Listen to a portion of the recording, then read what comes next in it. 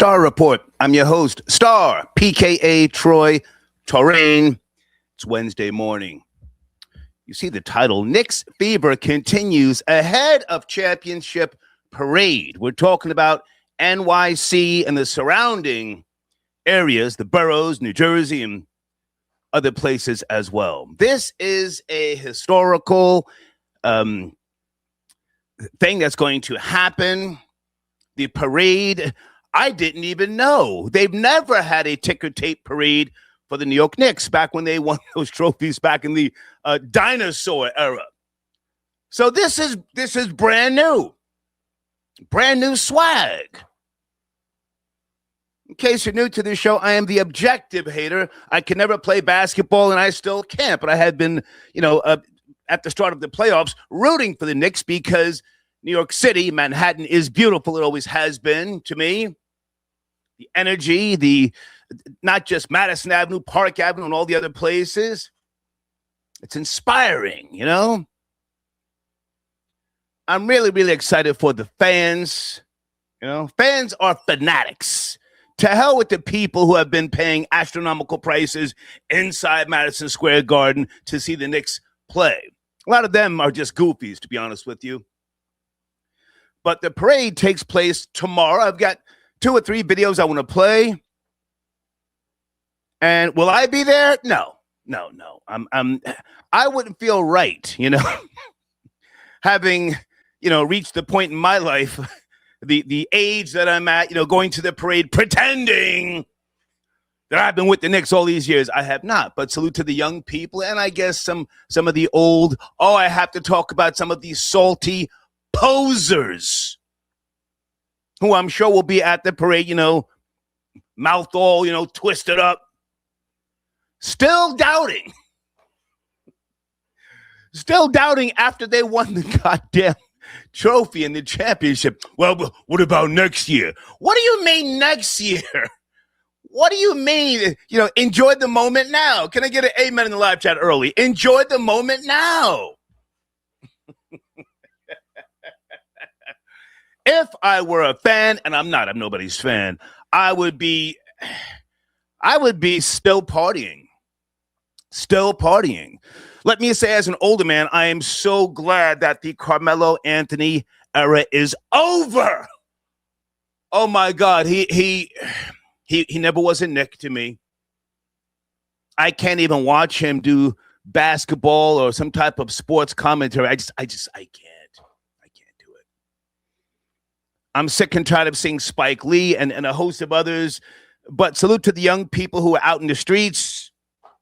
Knicks and 6, suck my dick. I love that slogan. I love it.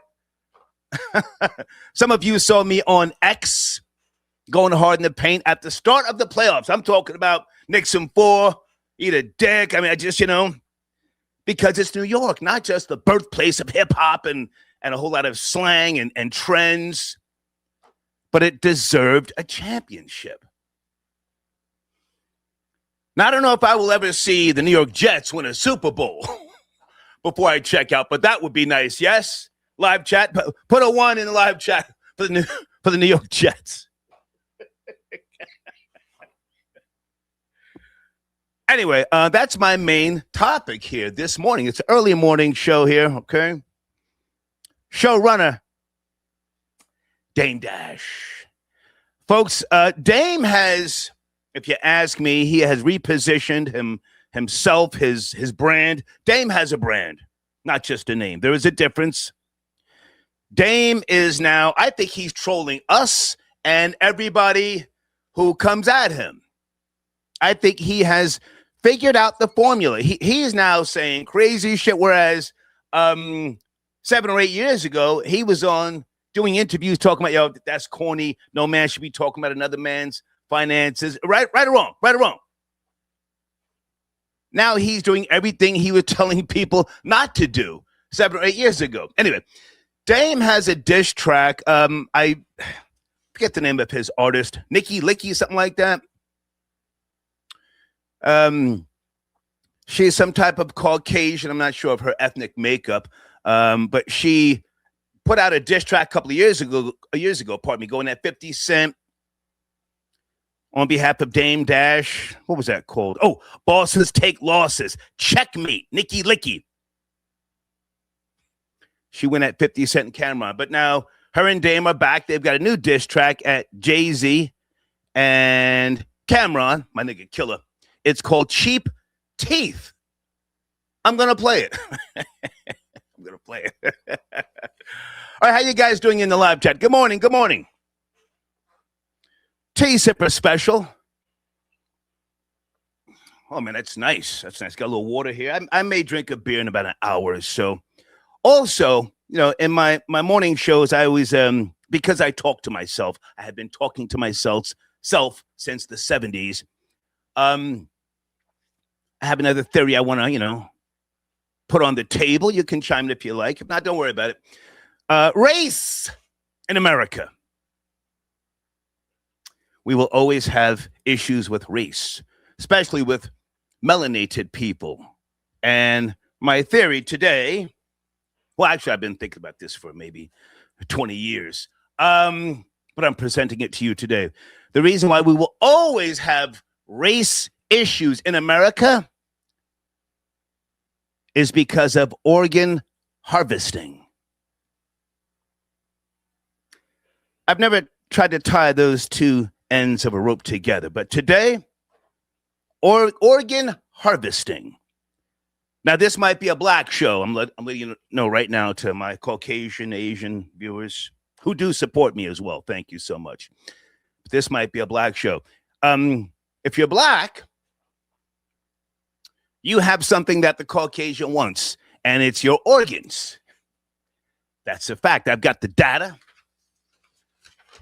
I've got a video, maybe 2 videos. You're valuable. I hate to say it, but your babies are valuable.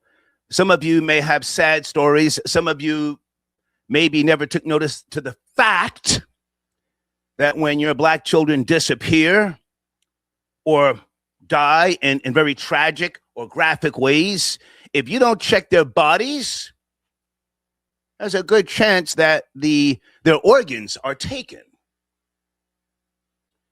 Yes, no in the live chat before I go really off the deep end. Organ harvesting. You've heard me say over the decades, I've never met an African with good intentions. And the African not only will sell your organs, but his own. We'll talk about that a little bit later, okay? All right, so let me get down to business here. Thank you for stopping by early. And I want to talk about the Knicks, Dame Dash, and something else here. Hang on a second, guys. Oh! Rapper Mystical. Let's be careful talking about what Mystical just got sentenced to 20 years for again. Sheesh. Hey there, 202. Good morning. Talking about the Knicks upcoming parade. Good morning, Star. How are you? I'm good. Who's this? This is Brandy from Jersey. Hey, Brandy. How are you, dear? I'm good. I'm actually really excited for the parade tomorrow. I'm actually going to go. Nice. My family and I are looking to see what time because I know it's going to be crazy packed tomorrow. But I'm excited. I'm not really a Knicks fan because, you know, I'm from Jersey, so we had the Nets until they freaking moved. But I'm just excited to be a part of the festivities. It's the energy in the city. I work in the city, so the energy in the city feels great. Yeah. It's a lot of camaraderie. Yeah, you know, you've seen the videos of the kids wilding out, but it's to be expected. I love it. Knicks and sex suck my dick. I love the kids. I love the kids being kids. They're burning school buses. Let's not talk about that. Let's not talk about that. Let's focus on people like yourself. You are a Knicks fan. You're putting boots to the ground.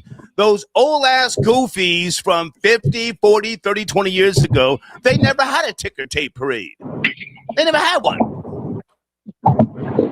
Yeah, and I agree with you saying that they shouldn't be talking about whether they're going to do it again next year. Let's enjoy the moment. Yeah. You know, Brunson did his freaking thing. You know, he played in a clutch time. You know, I know they were down in a few games, but it doesn't matter. We won. in 5 freaking games. Right. So I'm excited, and I'm just ready to have a good time tomorrow. I know tomorrow's supposedly gonna rain a little bit, but I'm still gonna be out there. Salute to you. I wish you all the best. Be safe. But yeah, I've been hating on the Knicks for decades, and I had to just stop and realize that, hey, this is a newer swag, a new team, a new generation. They don't have to know about Bernard King and all these other people who never got the job done. I just had to say that. Yeah, I agree with you. Yeah. And everybody's talking about the bandwagon fans. I just think it's just a great energy for all of us to come together. New York hasn't felt this good in a very long time. So I'm excited. All right. Travel safe. Thank you for your call. Thank you. Thank you. Have a great day. Bye now. What a good call to start this show out with. Are you guys in the live chat? Hey, let me put Deeds' Cash App link on the screen. Deeds is my show producer. Folks, I am very fortunate to have Deeds and a couple of other people who assist me. I don't deal with blocking people. My eyes ain't what that used to be. If you have been blocked, reach out to Deeds. She's not going to grill you about what did you say. You talk to her, okay? But I'm very fortunate to have people who assist with the platform. I don't have to, monitor comments on rebroadcast. They do that. We want you to stay on topic so that the show can constantly build a new audience. It's called audience retention, okay? I just want to say that. Hey, Valerie, I got your donation. Thank you so much. Feel free to call in. Bilal, got your donation. Salute. Good to hear from you. And hey, Myra, thank you for your donation. Myra says, great morning. Absolutely. All right. Let's take another call before I get back to the videos. Hey there, area code 646. Good morning. Please watch the language. 646. Good morning. Good morning, Star. Yes, sir. How are you? It's cracking. I'm well, no complaints. Yeah, this Knicks run was amazing. Yeah. I've been a Knicks supporter for a long time, born in Harlem, raised in Brooklyn, been living back in Harlem for almost 20 years. Okay. I want to speak on a few things about the Knicks. The run was historic. They're the only team since the 2006 Detroit Pistons to win a championship without an all-NBA first-team selection on a roster. Okay. And that's epic. Epic. Anybody that understands this, that is epic. They got, Brunson is second team, but that's about, so in 20 years, no one has done this. I think those are the only 2 teams in NBA history to have done this. Now, if no major award winners, no defensive player of the year, of course, no MVP, because if you are an MVP candidate, you're going to be selected NBA All-First Team. Okay. No way you could be an MVP candidate. So SGA won an MVP. Joker was second in votes, and Wemby was third in votes for that MVP. So New York is not a sexy rock. You're talking about some of the Spurs. For those who don't know, you sound like a very knowledgeable man about basketball. Most people don't know the names that you're referencing. You're talking about some of the Spurs players, yes? Oh yeah. So some Spurs and some Nuggets and Thunder. So these are the MVP candidates for this year. Most valuable player, which is the number 1 award in the NBA. Okay. It's the top award. It's most valuable player. SGA from the Oklahoma City Thunder won it the last 2 years. Last year they won a championship.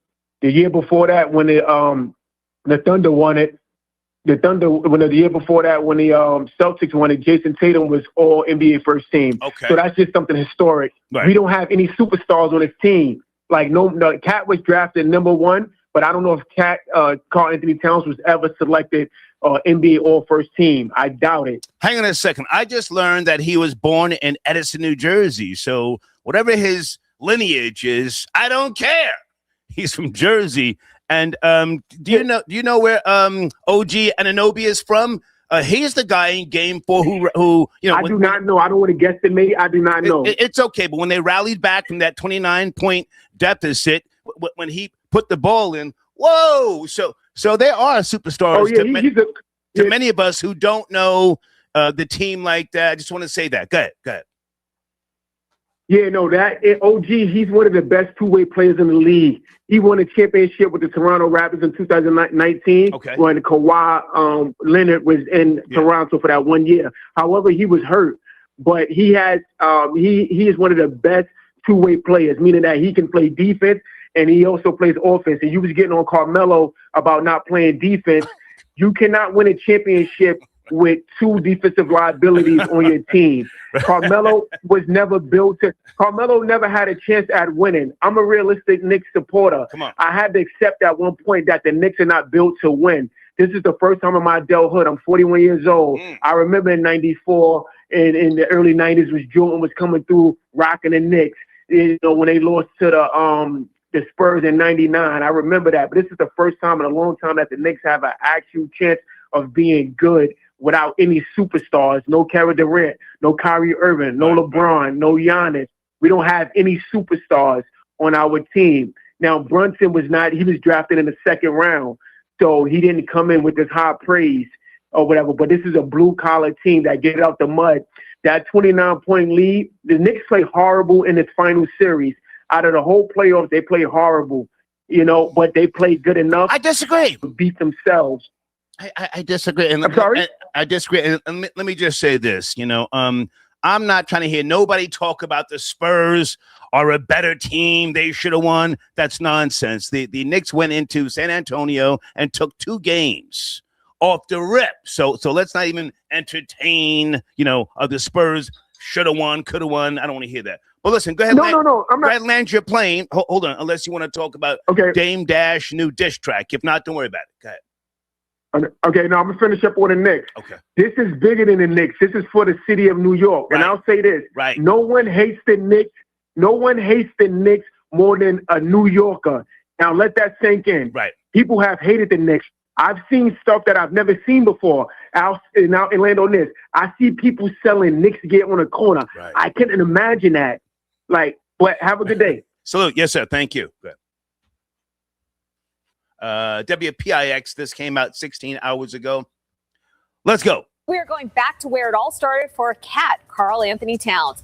Meet the New Jersey educators who knew Cat at the start of his journey to championship glory, and where you can see him tonight. Thank you so much for staying with us. I'm Shirley Chan. Ahead of Thursday's ticker tape parade, and Knicks star Karl Anthony Towns is returning to his Jersey roots. He's meeting with fans tonight at the Dick's Sporting Goods in Jersey City's Newport Mall. That's where we find Pix 11's Katie Corrado. And Katie, I know he's not getting there till 6 o'clock, but when have the fans started lining up? Have they started lining up? Shirley, the first fan in line says that he left the Bronx at 4 o'clock in the morning to get here for when the mall opened. It is pure chaos here. There are hundreds upon hundreds of fans, and only the first 200 are guaranteed to meet Cat. But so many people have come out just to get a glimpse of him. And earlier today, we got a chance to go to his alma mater to see where he honed his incredible skills. Before Karl Anthony Towns was winning a national championship with the Knicks, he was walking the halls of St. Joseph's High School in Metuchen, New Jersey. Karl as a student, I think in a lot of ways is the same kind of guy you see now. Chris Herring was Towns' senior English teacher. He was 6'11" when I taught him, so that was a little awkward seeing him in a little desk. It was a world literature class. So he got to do stories like Oedipus, and he would always volunteer to read. Herring says Towns was equally as dedicated to his academics as he was to basketball. I remember when he wrote his college admissions essay for Kentucky, he actually came in and said, "Hey, I need some help on it." And I actually said to him, guys, how old? I haven't had time to Google. How old is Towns? He's got to be a young man. Does it have to be that good? I mean, you already have the scholarship offer and all that. And he said he wanted to make sure it was as good as it can be because he wanted to represent himself and his family well. Towns' legacy lives on in St. Joseph's Hall of Fame. As a student, he led the basketball team to 3 state championships and was twice named the Gatorade Player of the Year. He's very loyal, dedicated to the school. He loved his time here. Current St. Joe's president John Nolan says Towns makes it a point to return to his alma mater every year and get to know the current students. He takes the time to find out, who they are, what their interests are. He's just very personable. Nolan says students look up to Towns as an example of what they can achieve. We're very proud of him. Not only as a basketball player, but as a human being. He exemplifies what it means to be a St. Joe's man. And I couldn't be prouder of him for that. And I think that everybody here would probably agree. Towns is going to be here meeting with fans from 6 to 7 o'clock. We are live inside of the Dick's Sporting Goods at the Newport Mall in Jersey City. I'm Katie Cuato, Pix 11 News.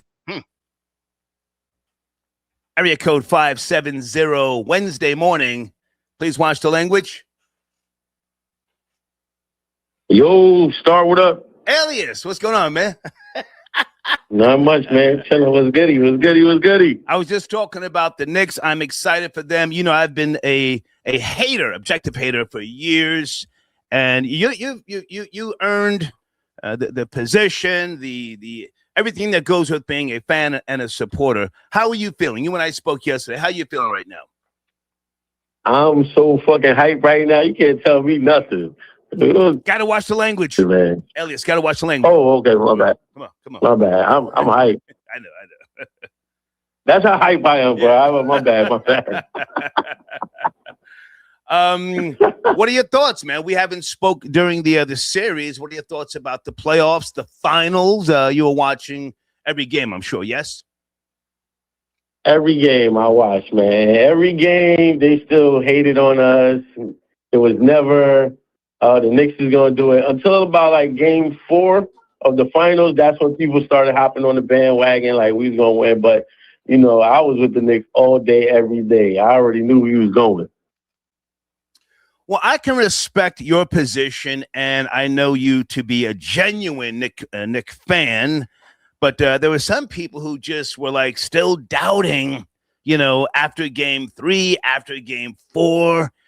And, you know, whether they go to the parade or not, that's another thing. But I mean, I just had to say that because I don't like some of the sports commentators now already talking about next year. Worry about what's going on right now, the parade. Are you going to the parade? Listen, right now I'm in Myrtle Beach, South Carolina. Okay. I am leaving here. I'm leaving here in about an hour. Okay. So I can make it to the parade for tomorrow, baby. I'm definitely going to the parade. Nice. Anything definitely going to the parade. Anything special about the parade, or are you meeting people? Do you have something going on there? Or are you just going to be in the streets holding it down? I'm just going to be in the streets holding it down. My cousin's going to be out there with me. Okay. But, I mean, 53 years is a long time not to win something. So, especially in one of the biggest media markets in the country. Mm-hmm. So, now that we won it, and you have people like Becky Hammond, who's a respected female basketball player. You had Draymond Green selling. We can't win with a small guard like Jalen Brunson. Right. So, it just feels better. It feels better that we did win, and now everybody has to backtrack and congratulate him. And now you got to give him all the credit in the world because he took $100 million less to bring his boys over. Right. And even though we didn't like Mikal Bridges during the season, we thought he was a flop. He did what he had to do for the playoffs. So I'm all gravy with everybody on the Knicks. I'm loving it. I'm gonna be out there. I'm gonna have me some Remy, and I'm gonna be lit. Nice. Anything with regards to the contracts of the players that bonuses and other things that most people don't know about. What type of money gets paid to championship teams? Do you know? Elias, you there? DJ Elias? I think his phone dropped out. Elias, yes, no? All right, he's down in Myrtle Beach. I'm going to leave the line open just in case he calls back. Hope it's not my phone, sister. Oh, I think that's left-handed there as well. Peace, left-handed. Is that you? Peace. Hey. What's goody? How are you, man? I'm going to leave the line open for DJ Elias. He's down in Myrtle Beach. Yeah, man, so I'm talking about the parade tomorrow. I didn't know that the Knicks never had a ticker tape parade back in the 1970 or 1973. So this is all brand new, yes? Yes, this is the first one. That's why it's so important. Let me start off. Salute the DJ Elias, man, no doubt. Yeah, he's gonna have to call back.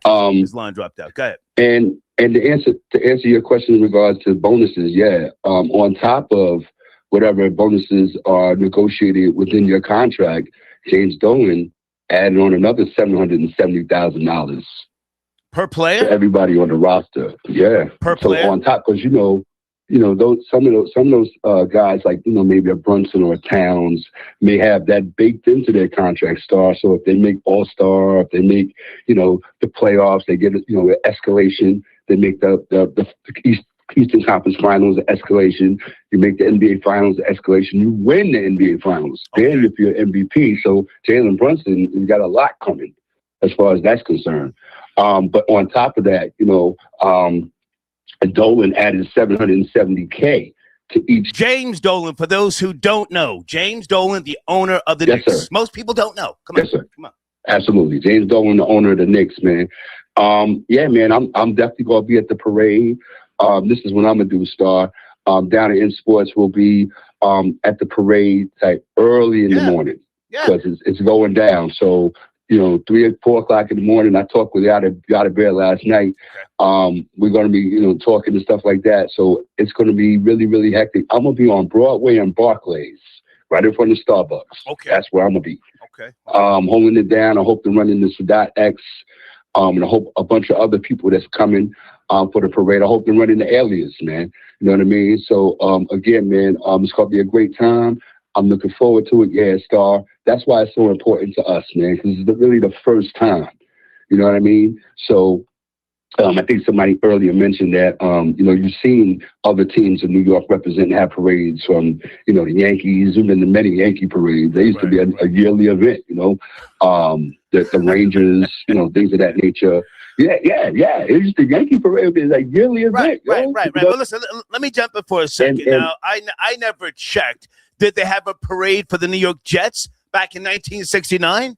That I don't know. I was 3 years old. You got to ask somebody I was 3 years old. Okay. I don't know, and I really don't care. But if they did, that's cool. Well, hold on. Can anybody Google and find out? Did they have a parade for the New York Jets? Super Bowl number 3. Yes, was it 3? I forget. Yeah, it was 3.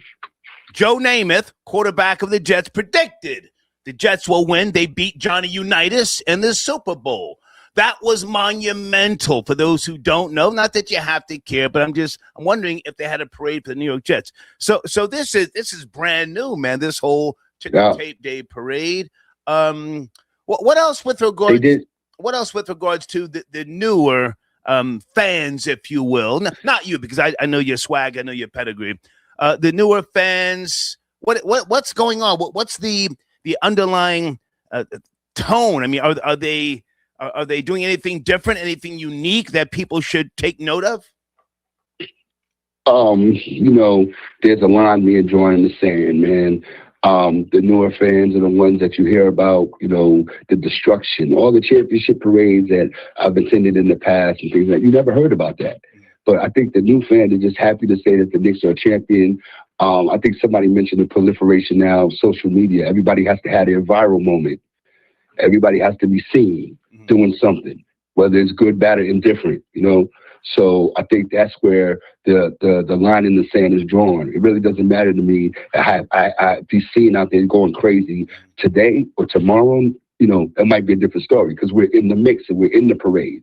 But as far as doing all of that, tearing stuff up, and that's how they move, then that's how they move. Well, I really don't have. I want to jump in for a second. Sorry. I'm talking about something more positive. Never mind, burning stuff. I want to hear about. Okay. I want to know. I want to know if the Knicks fans are doing anything online, selling any merch or something that's unique. Again, New York is the #1 market. Television, radio, sports talk. Madison Avenue, all of the huge fashion stores and things like that. That's more so what I'm asking. Also, guys, DJ Elias just sent me a text message. He's on the beach. He's not going to be able to call back. His service is down. That's what I was kind of like asking. Are the Knicks fans, the new fans, doing something on social media, something that reinforces this win? If you don't know, that's fine. I was just asking. Nah, I'm not. Nah, I don't. I mean, I've seen some people out there doing their thing, and and that's a great thing. No disrespect to nobody who's doing something positive, man, because that's what it's about. The most unique thing I've seen or I've heard about is that Snapple has got like 100 bottles of peach tea with the Knicks on the label. Okay. It's a Knicks label. It is spread it around the city in like only 100 bottles. So that was kind of fly. I'm expecting to see a lot of different stuff tomorrow, up and down the parade route. You know what I mean? So yeah, man, and salute to everybody, man. The youngsters, this is the right time to get down with the Knicks. And again, like you said, Star, man, we ain't worried about what happened yesterday.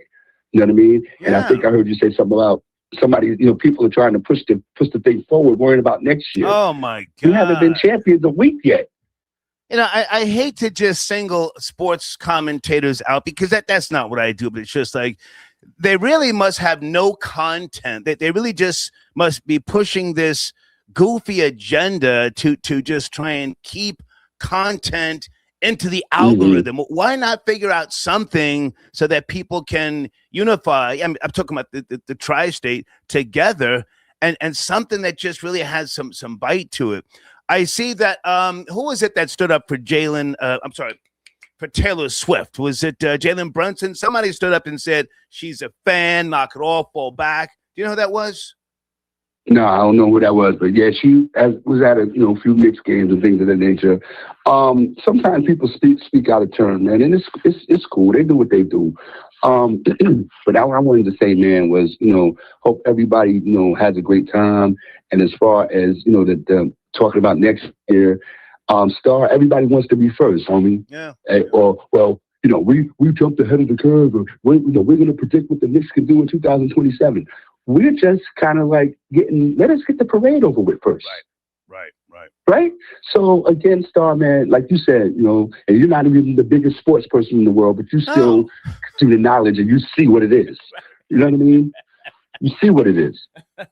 So hey man, go ahead. Yeah, great to talk to you. I wish you and your squad all the best in the future. I'm just excited that they brought it home for the New York Tri-State. And will I be at the parade? Nah, I won't be there. But I'm excited. Any last words, left-handed? Yeah, you be there in spirit, man. You know what I mean? It's all good, B. We know what it is, man. It's a great time every time I do. I appreciate you, man. And I'm gonna check in with you from the parade. If you're on tomorrow, I'll check in with you. Absolutely. Salute. Peace. Okay, left-handed tapping in. Yeah, somebody had to step in and say knock it off. Well, what was her name? Mammy. I'm gonna call her Mammy. Monica McNutt, trying to talk about Taylor Swift. Was a Knicks fan. All the goddamn fans and support that Taylor Swift brings with her. Crazy. Area code 571. Good morning. Please watch the language. Talking about a few topics. Hey, how you doing, Star? Good. How about yourself? I just want to I wanted to make a comment about the Knicks. Okay. I've been a Knicks fan because my Bullets Wizards, they've been pretty bad for a lot of years. Okay. So I've been following them very, very closely, ever since, I would say high school. Well, even before that, when Patrick Ewing, when he got on the Knicks, I really started watching them. And I would have to say that the Knicks right now, I think they are the model for the NBA going forward. As far as how they put a team together. A lot of times they put these teams together. Multicultural. Yeah, I mean, it's they're not really putting teams together. Like they're afraid to get a small point guard, like a guy that's 6'1" that can handle the ball, that can push the ball, that can run the offense. You can win. They're so afraid of, hey, this guy, he can't play defense against this other guy. But you could do things in the defense to kind of hide the guys. Okay. And I think a lot of teams have been missing out because they're looking at certain guys based upon potential, length, and athletic ability, and it's just not working out. Like you see it all the time. Like I played high level high school, but I didn't have the grades.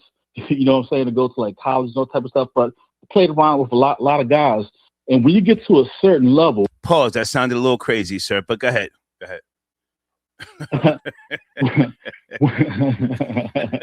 When you get to a certain when you get to a certain level in sports, it's all about skill. You know, I've seen a lot of times where a guy, you know, has like a 40-something inch vertical and he just can't play ball. You know that term, body like Tarzan, play like Jane. Okay. I think that's happening a lot, and I think that's happening a lot in the NBA right now, and we're not really getting good basketball. You know, because they're looking at like measurements that really are, you know, it's look good and sound good if the guy has the skill, but a lot of times these guys, they just don't have the skill. You know, Right. you know, it just is not. If I can jump in for a second, so now. Were you rooting for the Knicks? You know, as a fan, you said you're a fan. Were you rooting for them each and every game? You didn't waver. You didn't start, doubting them. Absolutely. Okay. Absolutely. Okay. Absolutely. I mean, Okay. the Knicks, you can just see the Knicks, throughout the season and in that first series it was in. I mean, you knew the Knicks was going to come out the East. You just knew they were going to come out the East. They was the better built team. Most of us didn't know, sir. And I'm honest enough to say I haven't been watching for years. CP from Knicks Fan TV, very knowledgeable guy, young man, has a great platform on YouTube. I mean, I started paying attention to him and listening to him from a younger, fresh perspective. And I said, okay, well, maybe I'll pay attention to the Knicks. I'm honest enough to say I hated that Carmelo Anthony era.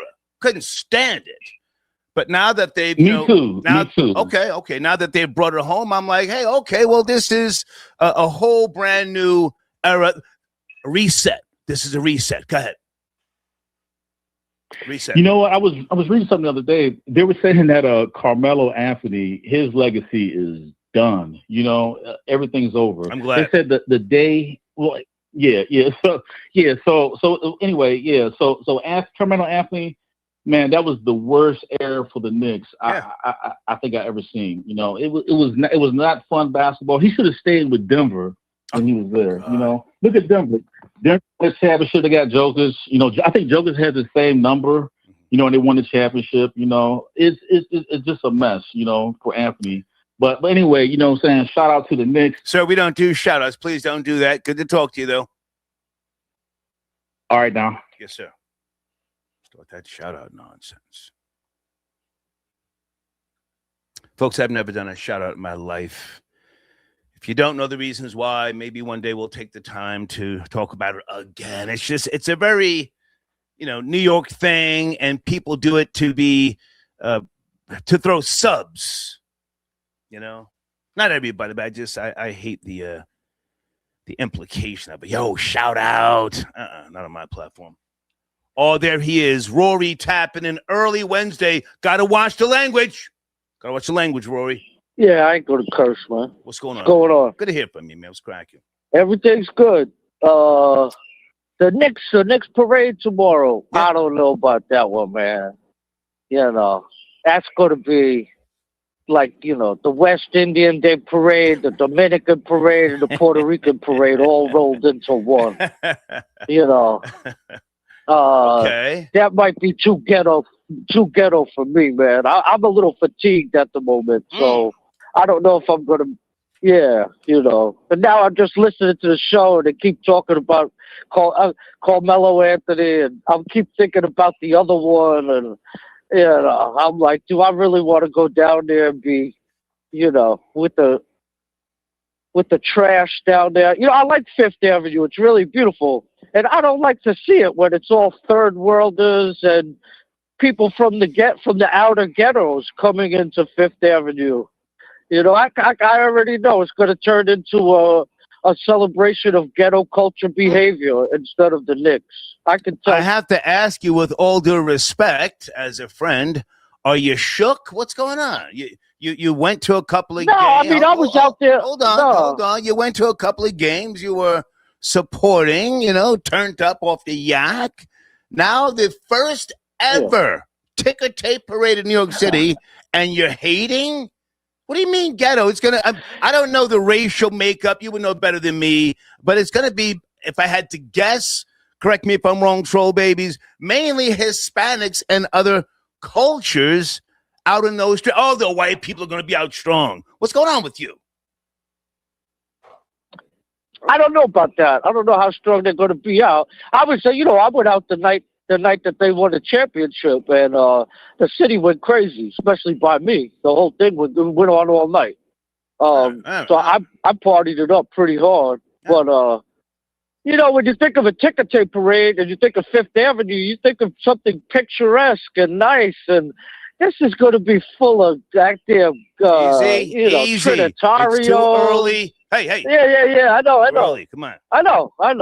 It's going to be full of Bloods and Trinitarios and, a lot of people, people like left-handed, stuff like that, big sloppy people who never come into Manhattan, but now they Hey, we're not doing that in the afternoon. We're not doing that in the afternoon. Right. Doing that. Slow down. Right. Come on. So, I think you'll actually see a lot of people avoid the ticker tape parade. To be honest with you, I think you'll see a lot of people avoid it. The city's kind of crazy right now. The police don't have much control. People don't have much respect for them. Is it going to be a fun, joyous occasion? They're in the live chat saying, "You scared, white boy? You scared?" That's what they're saying. Oh, hell yeah. Hell yeah. I'm scared. I'm so scared I live here every day. That's how scared I am. Rob Lowe, salute Rob Lowe. But, wow. Wait. So are you going to stay in the house? You're going to go on the roof? What are you going to do?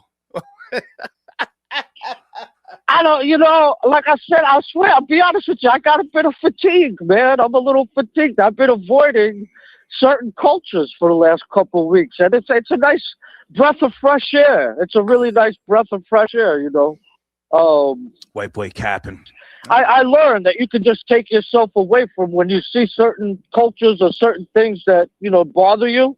Just take yourself away from that, Okay, so you're not going to the parade, so you say, but can you speak to this monumental event that happened? I mean, it's got to mean something other than just, people in the streets turning up. This is a reset, yes? This is a reset. I think it's a moment a moment of celebration for New York City. I don't know about a reset store. We got a foreign Muslim mayor. Okay. And we got a foreign city council. The Knicks are a foreign team. They're not a FBA. They're mostly like well, nor are you. Nor are you. It took a bunch of tethers to bring the championship out here, man. I'm okay with that. I'm celebrating American culture, Tethers spend money with the Star Report. Salute to the Tethers who are members. Where are you going? Yeah, I think you need to go. I don't know. Go get a drink. Call me later. Go get a drink. You sound deflated, man. I'm kind of fatigued. from the whole thing, Okay. Kind of fatigued. Oh yeah. Any comments on my theory? I haven't even gotten to my theory yet. We're always going to have racism in America. Black organ harvesting.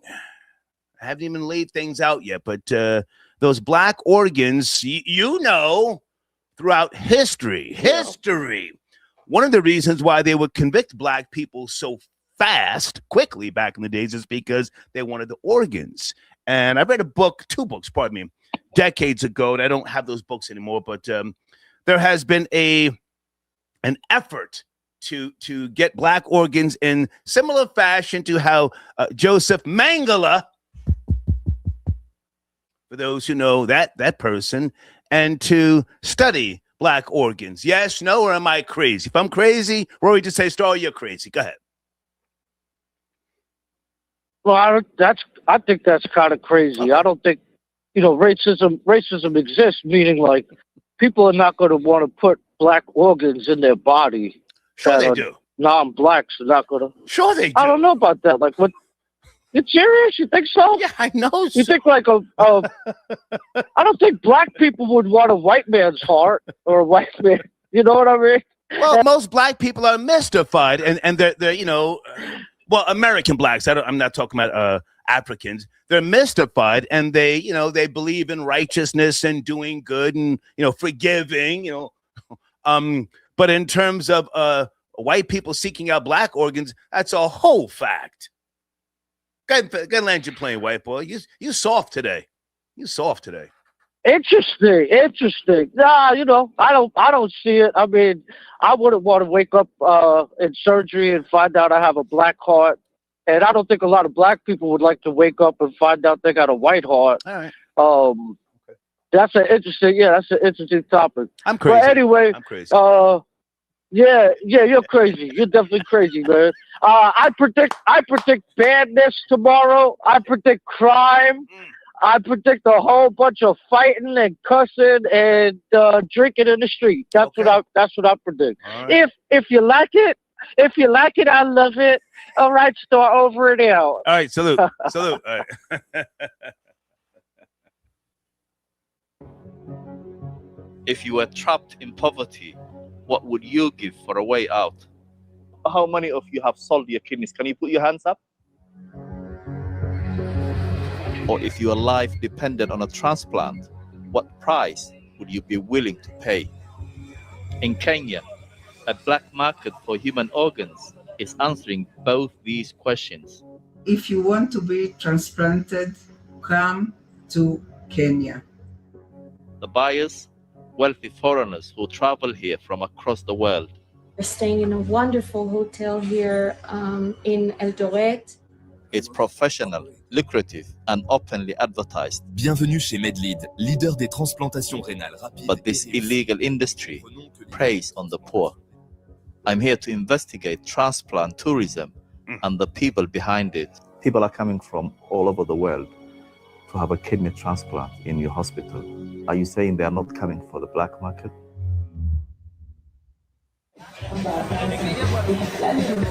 Welcome to Eldoret, Western Kenya, an ordinary town that's become an organ trafficking hotspot.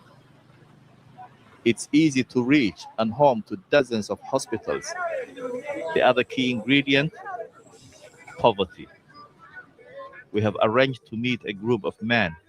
Each sold a kidney to pay for a motorbike, so they can earn a living as a taxi rider. How many of you? 1, 2, 3, 4, 5, 6, 7, 8, 9, 10. All of you. For a transplant to be legal here and across the world, donors must be motivated by altruism, usually to help a friend or relative. But these men were paid the equivalent of just £1,800 by local kidney brokers. Wealthy buyers often pay 40 times that. The people who buy your kidney pay about 80,000 British pounds, and you got paid 1,800. There's a big difference. Yes. Big difference. There's a big difference, but the amount of being given, it cannot even help you furthermore. Do you think he was... Did you hear what he just said? Let me go back for a second. People pay 80,000 what? Yes. Big paid your kidney and pay 40 times that. The people who buy your kidney pay about 80,000 British pounds, and you got paid 1,800. There's a big difference. Yes. Big difference. There's a big difference, but the amount of being given, it cannot even help you furthermore. Do you think it was the right decision? Why? They used me. They must now hope they... He said they used me. Well, you got a motorcycle. The remaining kidney stays healthy. The money they received doesn't last long. Eric is 30 years old.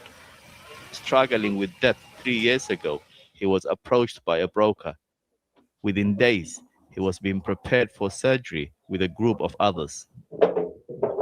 We stayed in a bed-sitter, and by that time, we were 8 people in that house. After 3 days, they just take me to the hospital.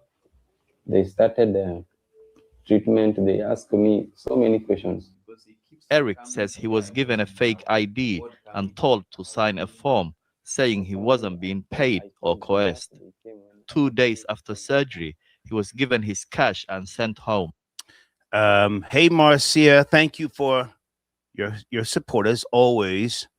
She says, this is too depressing. Well, don't be fooled. You see, that those same Africans would sell you out if you go to one of their places. I mean, Africa's a continent, but you go to one of their places and some European or Arab is looking for a kidney or some type of body part. You don't think that African who you now feel sorry for, you don't think he wouldn't give out your location, make money? And what did you do with the money? I bought a motorbike. I paid for my mom a loan. I paid for her a TV. You spent all the money, or you still have some money? I have no money. I have no money. If someone comes to you and say, I want to sell my kidney, can you help me? What would you do? I normally give them advice. The amount being paid is too small. It will not help you at all. He should not do it. He should not do it at all. Eric and the others show me their scars. Their kidneys were removed using keyhole surgery. All of them were recruited by local middlemen who'd gone through the process themselves. But who are the people at the top of the transplant tourism business? Raise your hand if your kidney was removed at Medihill Hospital in Eldoret. All of you then. Same hospital, same place. Medihill is part of a chain of hospitals owned by Indian-born businessman and politician Swarop Mishra. Well, first question, of course, is to do with where you get the money from. It's from my businesses, and it is not only from Kenya. It's allegedly a hub for illegal transplants. We're on our way to meet a nurse who works at Medihill Hospital, who is seeing firsthand how this kidney transplant business works. She's agreed to speak to us anonymously. Give us free. It's too early. Let's stay on topic, please. During her time at Medihill, Jane, not her real name, treated hundreds of patients from across the world, including Israel, Germany, France, and Japan. Eldoret actually is a city of medical tourists. Do you think these doctors, they know these people are selling their kidneys? Definitely they know. These people are kept in separate wards. They don't visit each other. Sometimes even they don't know each other. So you know these people are not related. In any case, they are not even friends. How can you be friends with someone you can't even speak the same language with? Thank you for everything. Patients who get kidneys here are often older people wasting away on dialysis. Their age means they are far down the transplant waiting list in their home countries. For them, it's a last shot at life. The only requirement, money. No one wishes someone to die, especially for a nurse. I would not wish to lose my patient. Whether he bought the kidney or not, I would wish to see him alive. So it's conflicting. Why are you giving us this interview? Why do you want to share your story with the world? If only you would highlight these things, let the world see and know what's happening behind the curtains, then it would be better. Now, this video here focuses on Kenya. This also goes on in Senegal and other places. Africa is a continent, for those who don't know. It's a continent. And I'm not going to get into Akon, who for years has been trying to get people to move back to Africa. But yet you got to be careful with people trying to lure you to Africa. Just had to say that. Be careful. Fuck around and find out. For this young generation who want easy money but spoiling their own lives. So actually make it known to the world. Let the relevant authorities take action and maybe stop this trade. The Kenyan government has pledged to crack down on organ trafficking, but while there is money to be made, business continues. It's so open, some patients even upload testimonials for social media. I was operated for a transplant in Eldoret, Kenya. These videos are from MedLead, a company which organizes transplants here in Eldoret. It's a separate organization from Mediheal, the hospital, but provides them with a steady flow of customers. Patients get a complete package, including travel and accommodation at this luxury hotel. They introduced us to this wonderful team of doctors, professional doctors. We are staying in a wonderful hotel here in Eldoret. You can understand, but if you're about to die and you have lots. I think that's enough. Good morning. This is a Tea Sipper special today. I'm just giving the New York Knicks fans and the supporters their props. Call in if you like. I'm just rambling here. You know what I do. A theory that racism will never die in America because white people are in seek of black organs. Hey, here's something I printed out also. In case you don't know, medical equity and demand, black donors. In the context of medicine and race, organs from black donors are incredibly vital and in critically high demand. High waitlist percentages. Black Americans make up roughly 13 to 14% of the U.S. population, but account for 27 to 28% of the national organ transplant waiting list.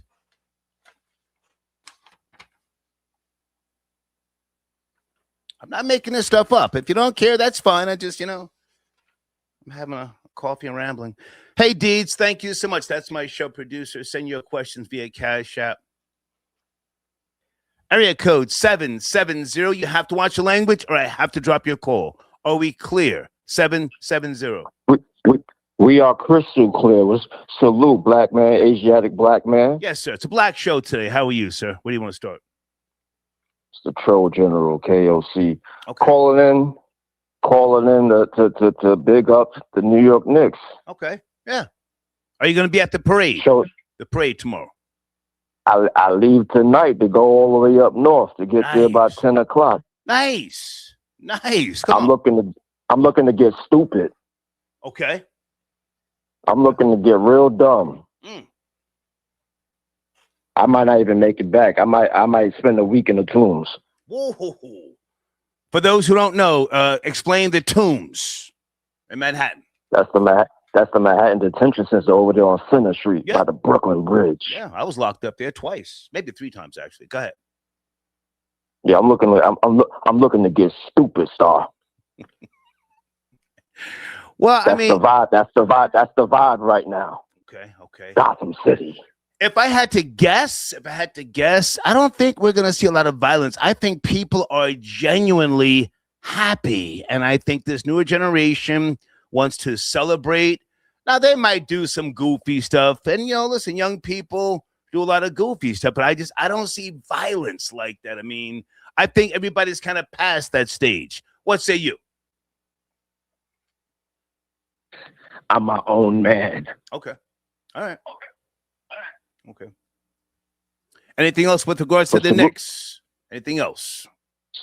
Salute to the Knicks, but I want to speak on that clip you were showing about the Africans with the organ transplants. That's crazy.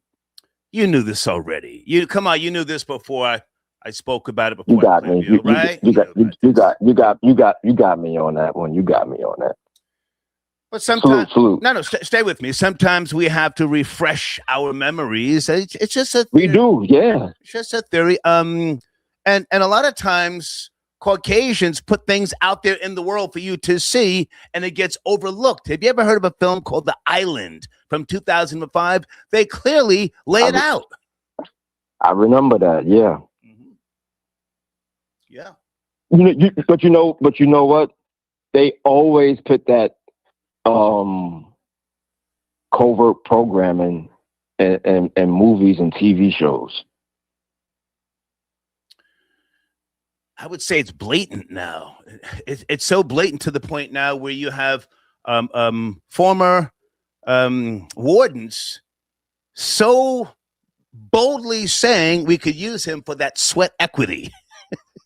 Nothing's covert anymore. They're telling you we could use this young, able-bodied black person for free labor. And, again, like I said, for those who don't know, there's a film called The Island from 2005 or 2006. They're showing you. I just, maybe I'm crazy. Go ahead, Hey. back to you. Maybe I'm crazy. Now you're not crazy. Check this out though. I saw a clip where one of them top elite white cats, he was with like some black models, and he was telling them about their placenta or their blood period, how valuable it was. And they was looking flabbergasted. I mean, they was looking mortified. Yeah. Well, I appreciate Yo, keep appreciate the call. keep doing your thing, Saul. Keep doing your thing. Holla back. Be safe at the parade. Be safe. Thank you. All right. Good call. Please watch the language. It's too early. It's too early.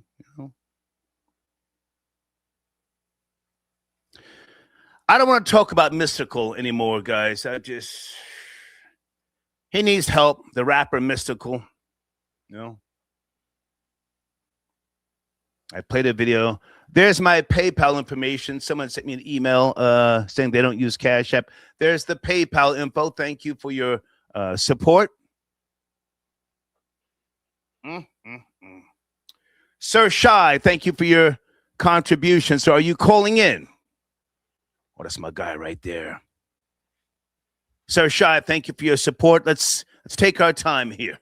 You're calling from the West Coast, yes?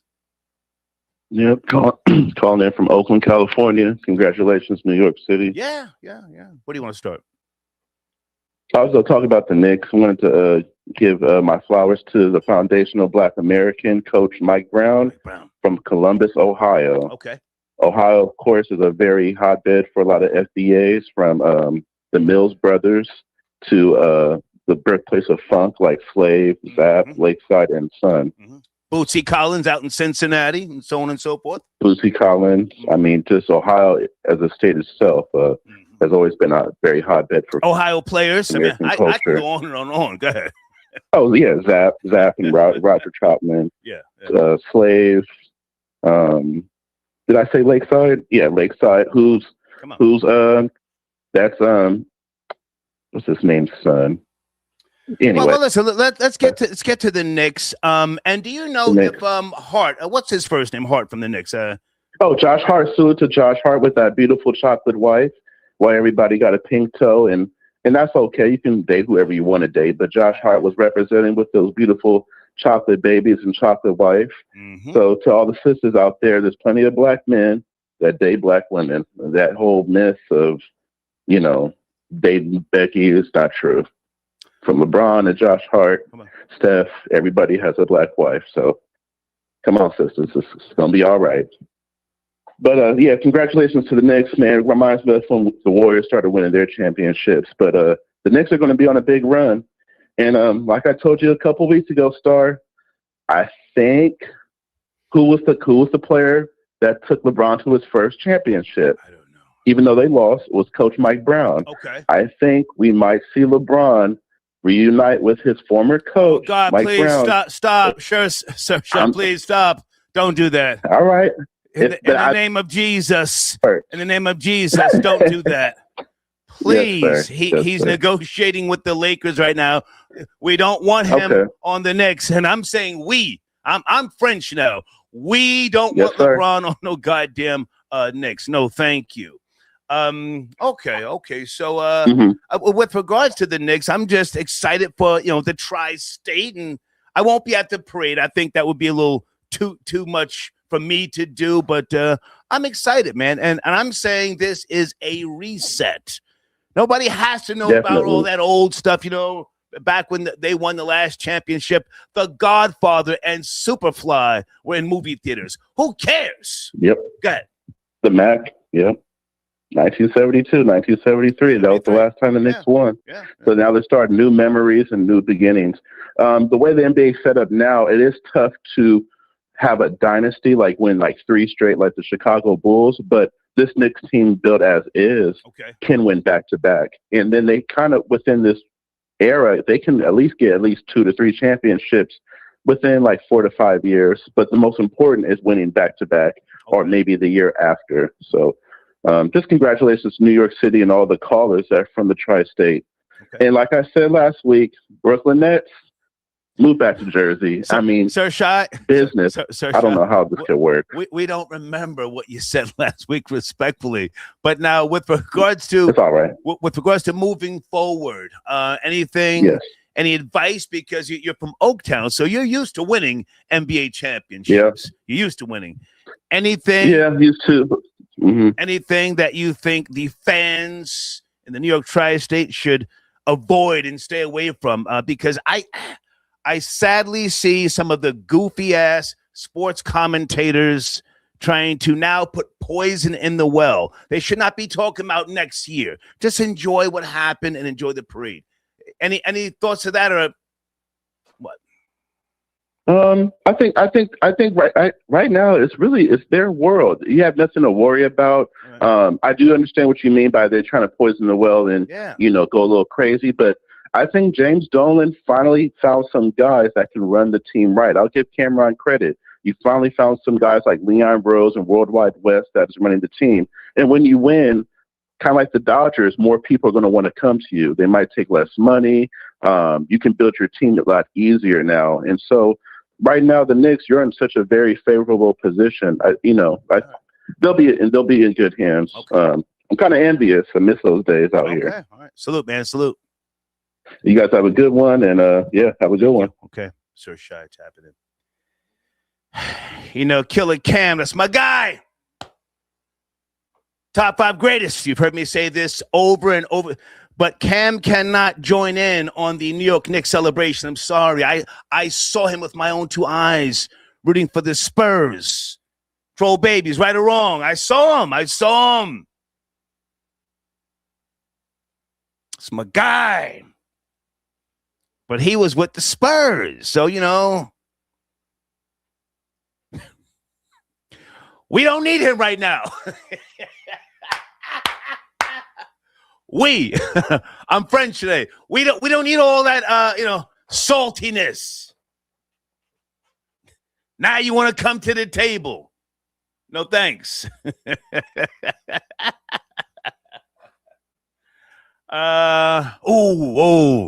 Deeds just sent me a video. Hold on a sec. Okay, Deeds. I got a lot going on. Let me finish up the conversation about my crazy theory about white people. Well, Caucasians, because not all Caucasians are white. They're always going to be looking for black organs. That organ black market is something else. I'm a man of science, and I just want to play something for you. Laugh if you must. Ha, ha, ha, he, he. Anything that is jet black, white people are fascinated.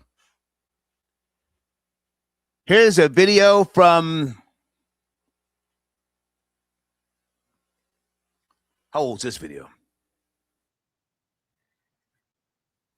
2 years ago.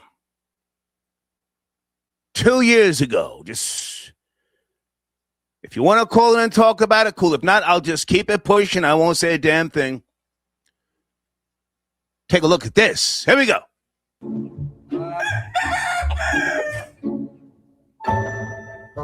This is a rare Somali chicken. And if everything down to its beak and tongue is black, a chicken can sell for up to $6,000.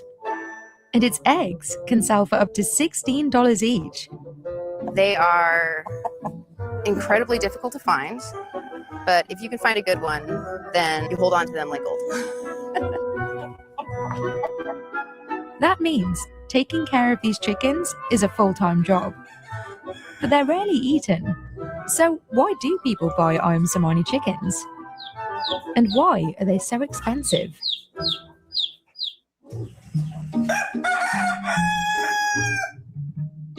Ayam cemani itu cemani tersebut sebenarnya dari bahasanya saja itu diambil dari bahasa Sanskerta yang artinya hitam legam. The story of ayam Cemani chickens starts in Indonesia. But even here in Java, where the chickens are native, $6,000 for that black chicken. Did you hear that? it still takes work to breed a top-notch all-black chicken. The unique colouring of ayam Cemani chickens comes from a genetic mutation called fibromelanosis. In other chickens, only certain cells release pigmentation. Fibromelanosis, however, causes nearly all the cells in ayam Cemani chickens to release pigmentation, resulting in dark black feathers, beaks, bones, and even organs. But this requires the right pair of chickens, which breeders in the US, like Rachel Stewart, are hard-pressed to find. To start a flock, you're probably looking at $15,000 to $20,000 to get a good group of birds, the housing and the feed and everything that you need for them. If a chicken doesn't have 2 copies of the genetic mutation, it can end up with undesirable characteristics like white feathers, lighter toe pads, or pink mouths. You want to not ever have like a pink mouth. Did you catch that? Hold on, let's go back. Pay attention. Mutation, it can end up with undesirable characteristics like white feathers, lighter toe pads, or pink mouths. You want to not ever have like a pink mouth. You want to have, if not anything, an oyster mouth, which is like a grayish. While most of her chickens sell for $2,000 or $3,000, Rachel says a high-quality rooster with a completely black mouth would go for $9,000 or even $10,000. The ayam Cemani chickens that weren't bred on Rachel's farm came from Indonesia, but not directly. Because of government restrictions on both sides, breeders in the US can't get their hands on these chickens easily. So what you have to do typically is find somebody in a different hub, a different country that allows for you to import from them. So, for example, my line was imported from Canada.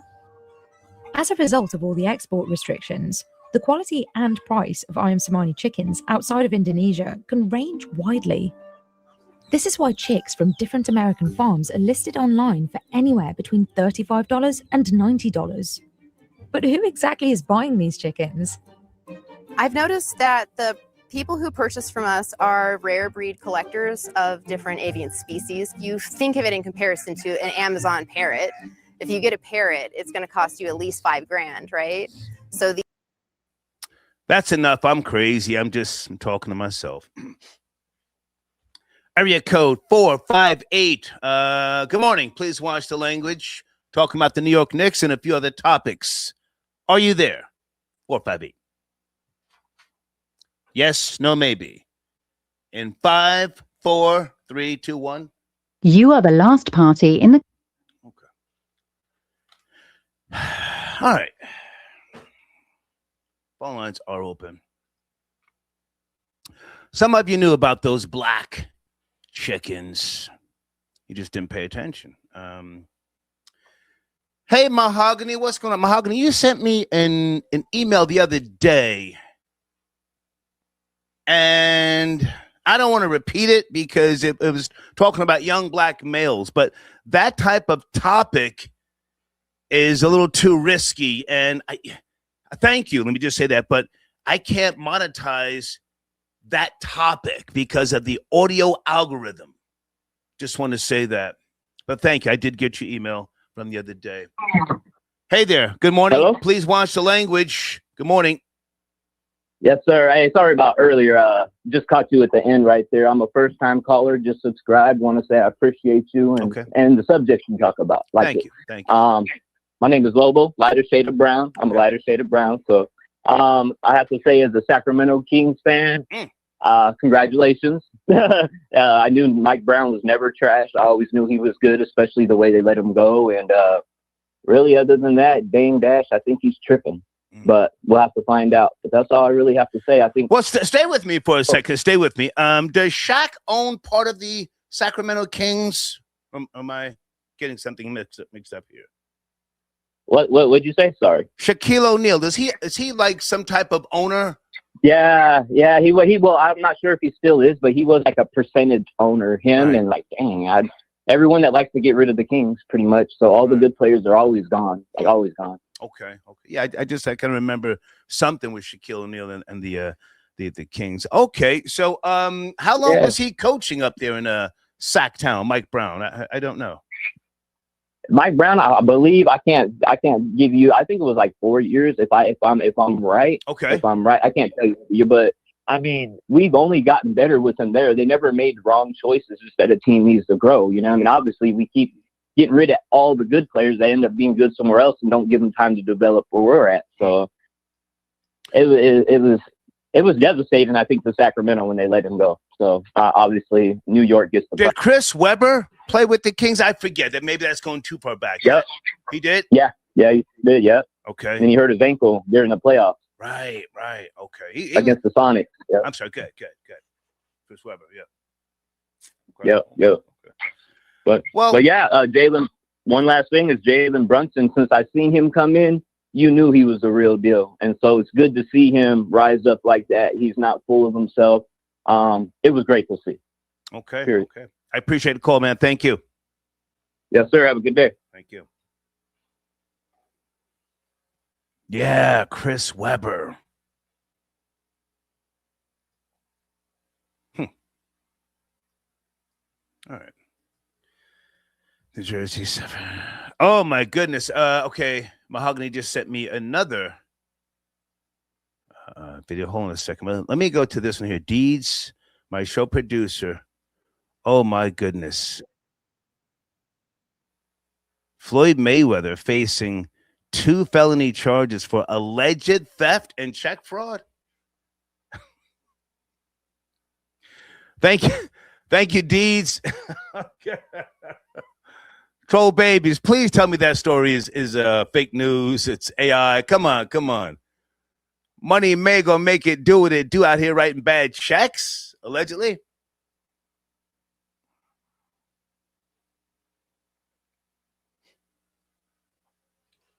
It's my guy, JR Cigar. Accuracy smokes in the building. Yeah, salute, Star. Salute, hey, man, salute. How are you? Let me get your information. How you doing on the this morning? screen, man? I got you. Let me get your URL right in the show runner there. Good to hear from you, man. Where do you want to start? Are you going to be at the parade tomorrow? JR Cigar. Nah, unfortunately, I'm not going to be there, Star. It's going to be kind of crazy over there. It's going to be too many people for that much land. They're saying 8.5 million. You add the tourists from the World Cup and everything else. Yeah. And my wife works down there. It's going to be crazy. It's going to be too much. It's going to be really crazy. I wanted to, but I'm not going to be able to do it. It's too much. You're not hating, are you, JR? I watch it. You're not hating, are you? No, I'm a Knicks fan, but I don't want to. I know how it is when it's just. First of all, even trying to get through Times Square now, which I think is a beautiful thing. The World Cup fans took over the whole Times Square. I think it's beautiful. All you see is soccer jerseys, and the city's vibrant. There's a lot of money in the city, so I'm not hating. I don't want to put myself in that predicament. So I'll watch it, and I'll watch it from work. I'm cool with that. I'm totally cool. JR Cigar, with all due respect. For Mike Brown. JR Cigar, with all due respect. Yes, sir. If you don't go to the parade, man, you should never, ever mention supporting the New York Knicks again. You gotta go. It's a reset. Even if you just take a train downtown, come up from out of the subway, go get a beer, take a couple of selfies, and then go back uptown. You gotta go. I'll probably stick down there real quick because, like I said, my wife works down there. Yeah. I'll probably go down there real quick. Yeah, I know it's a once-in-a-lifetime thing. It's definitely overdue. And I don't know if you know, Star, they said in 1973. JR Cigar. Respectfully, yes, sir. Nobody cares about 73. I'm as old as dust. I was born in 64. You know this. They never had a ticker tape parade for the New York Knicks before. You got to go. You're right. You're right, Star. You're right. Rory is my friend, right. And maybe left-handed got him spooked. I don't want to start nothing. Rory is talking about he's not going. What are you, crazy? You gotta go. Now everybody's got mobile phones. You can go down there. You know it's going to be a 3-hour, 4-hour day, take some pictures, throw up the set, decide whatever, and then go home just so you can have bragging rights. Come on, man. Yeah, I'm gonna go down this store. You right. You right. I'm gonna go down there. I'm gonna go down on my break. I'm gonna take the one to Cortland, and I'm gonna just thug it out and get down there. And I'll start that story with Floyd. I believe it's real because TMZ reported it. Oh my at God. Savage Sounds. Oh my God. And 50. I don't know if you know. 50 posted it on his page, and he said, "I love you, bro. Give me a call. I'll help you out." I know. 50's the ultimate troll. So yeah. But I want to say www.accuracysmokes.com. That's right. That's right. Yeah, cigar straight out of Tamboril, Santiago, Dominican Republic. Yes, sir. And buy your grandfather, your baby daddy, your nigga with a wig, buy whoever you want with it. Whoa. Cigars on the market. JR Cigar, can I make a suggestion? Yes. Take a box. Yes, sir. Take a box of your cigars down there. Just one or two boxes, right? And just pass out a couple of cigars. Everybody who you give a cigar to, take a picture. Just take a picture of them and make sure you put all of that on your IG page. No, you're right, sir. You're right. That's definitely a promo. That's definitely free promo. You got to go. I definitely think about doing that. Got to go. Yeah, you're right. I got to go down there, sir. You're right. I'm going down there, sir. Salute, sir. You have a great morning. Thank you, sir. Yes, Salute. sir. Thank you. Gotta go, There's no excuses. Folks, my favorite band, many of you know this, Rush. I saw Rush 26 times live. Most of those concerts, I just went. I didn't wait for nobody. Half of those times, I didn't even have tickets. I finagled my way in. Maybe on 2 occasions, I pretended to be a roadie. When I want something, I'm overly aggressive. I used to make I used to take a cassette of whatever album, they were on tour, starting with the Signals tour. I would take a cassette and then laminate it. Get a goddamn thing to put around my neck. I saw them at Radio City Music Hall twice on the Signals tour. I walked to the goddamn back and I said, hey, I'm loading up the truck. Walk right in. Providence, Rhode Island, Boston. It's Rush. I got to get in here. Just had to say that. Bill, thank you for your support, man. Bill sends it a donation.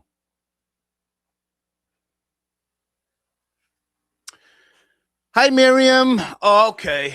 Oh, Miriam always sends me a video to play along with an FU. Now, I know a couple of different Miriams, but this one hates my guts. I'm not going to say how we know each other because I'm not going to give her any. I'm not going to say. But she sent me a video. She said, here, I'm sure you would like this. Take the donation. You douchebag. She called me a douchebag. Take the donation, douchebag, and play this video. I'm sure you'll find it to be entertaining. Okay, hold on. Where's the file? I haven't seen this yet, but what did she send me? These niggas. You can't trust me. I've been working with them for 45 years. A nigga just ain't gonna do the right thing. He got an attitude about everything. Pastor Manning. He ain't for the black man. He's against the black man. Then you got rap music. Damn. And it gets worse. Our youth today, you go to Daytona Beach, I don't know if y'all seen some of the videos. They even going to Ruth Chris restaurant now. They're like a bunch of monkeys. I swear before God. Black Gen Zers, somewhere between 15 and 30, they're like monkeys. They're like marauding monkeys. Turn loose on shopping malls, restaurants, running amok, knocking over things, fighting and shooting and killing, half naked. They're like monkeys. Send their asses back to the jungle. Hold on a second. All right, I played it, Miriam. There you go. Oh, I'm sorry. She sent a 50. She said play it twice. Pardon me. And you can't manage niggas. You can't trust me. I've been working with them for 45 years. A nigga just ain't gonna do the right thing. He got an attitude about everything. Pastor Manning, he ain't for the black man. He's against the black man. Then you got rap music. Damn. And it gets worse. Our youth today, you go to Daytona Beach, I don't know if y'all seen some of the videos. They even going to Ruth Chris restaurant now. They're like a bunch of monkeys. I swear before God. Black Gen Zers, somewhere between 15 and 30, they're like monkeys. They're like marauding monkeys. Turn loose on shopping malls, restaurants, running amok, knocking over things, fighting and shooting and killing, half naked. They're like monkeys. Send their asses back to the jungle. Okay. Let me get that off my screen. That's Pastor Manning, for those who don't know. I think he's from Harlem. Yes, no, troll babies? Pastor Manning. Someone sent me an email saying, Star, I sent you that. Well, sir, Miriam sent a donation.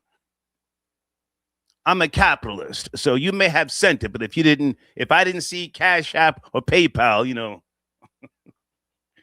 I don't know what to tell you. Hey, Stacey Galore, hold on a second. Stacey Galore says, according to ESPN, TMZ, CNN, and other credible sources, Mayweather is facing 2 criminal felony charges in Vegas. Oh, my goodness, after allegedly writing a bad check to buy it. Oh, my goodness, $200,000 watch. www.staceygalore.com/business.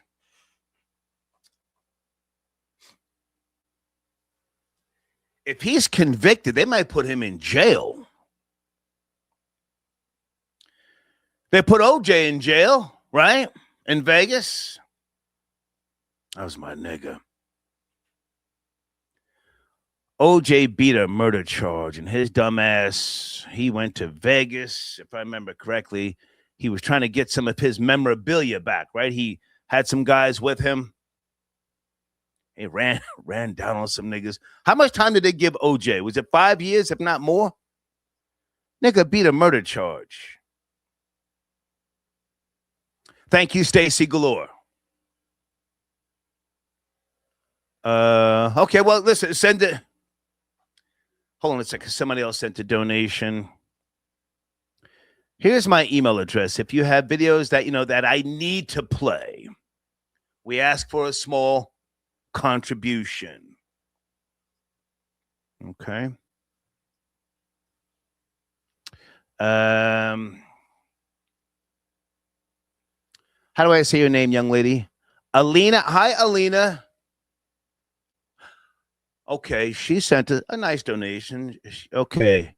Please play that video I just sent you for the FBA goofies. Money talks. Hold on a second. Where's the video, darling? Where's the video? I have not watched this yet, but let me just see what it is. As long as there's nothing about kids and profanity, I'll give it a shot. Here we go. FBA nonsense is another tactic for YT people to claim that they are from Africa. They got African Americans hating Africa for no reason.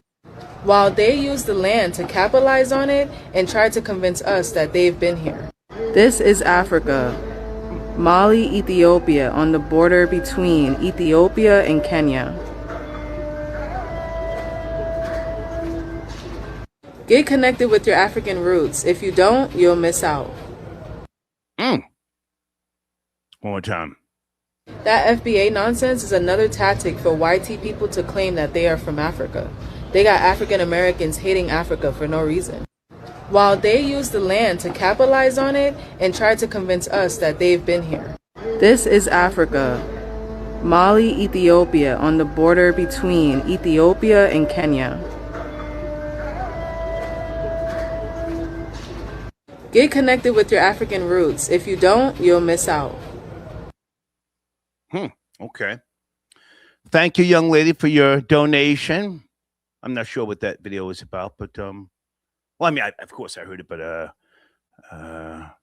thank you so much. Okay, we've passed the 2-hour mark. I want to take my break soon.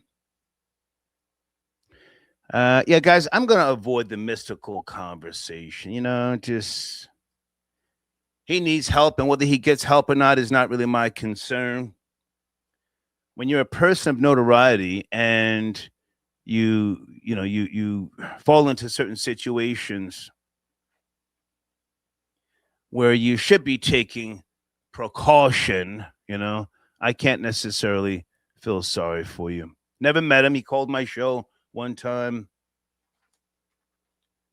but he has been convicted and sentenced to 20 years. Rapper Mystical. All right, I'm going to take my break. Let me see if I can play a video for you guys rather than just put my banner on the screen. Hold on a second. Bosses take losses, Dame Dash.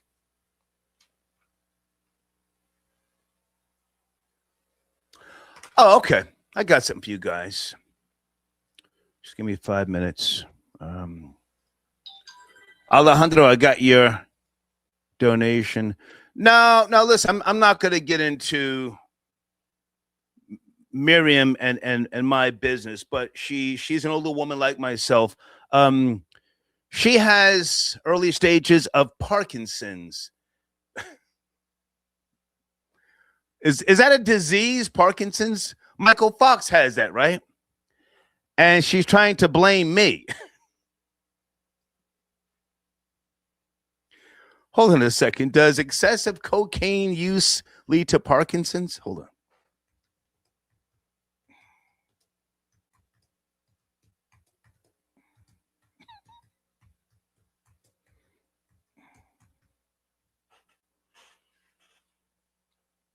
While direct cocaine use is not currently proven to cause Parkinson's disease, scientific research indicates a strong link. Oh! Cocaine abuse severely impacts the brain pathways and can trigger secondary Parkinson's, a condition presenting similar motor. Let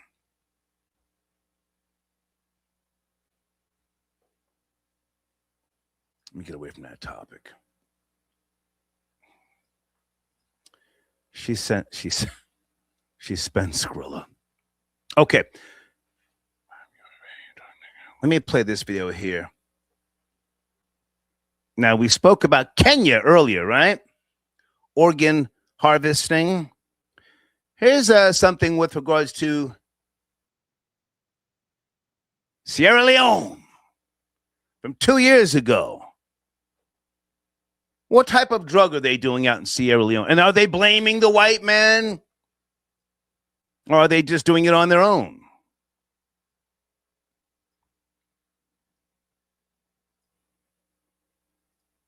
Two years ago, Channel 4 News. I'll be right back. Let me take my break. Here we go. In Sierra Leone, a new drug is turning young people into zombies. Take a look at the youth on the streets. They are trapped. They work only to buy drugs, nothing else. Trust me. They call it kush, dried leaves mixed with a cocktail of chemicals. In just 3 years, it's taken over. Kush take you to another world where you don't know yourself. Say na something we mix with demonic something. You see company die, then still take her. As the impact of Africa's worst drug epidemic deepens, disturbing reports have emerged about the newest ingredient, human bones. So the coffin and everything is there, but they just took the bones. Yeah.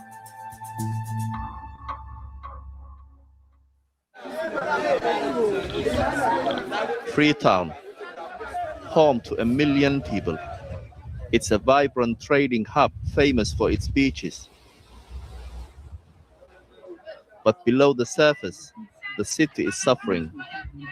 An economic crisis is pushing people into poverty. At 20p a joint, Kush offers a cheap but temporary escape. every day, the drug consigns more lives to the damn side. Because of drugs, I did not concentrate on music. Because of drugs, I did not concentrate on studies.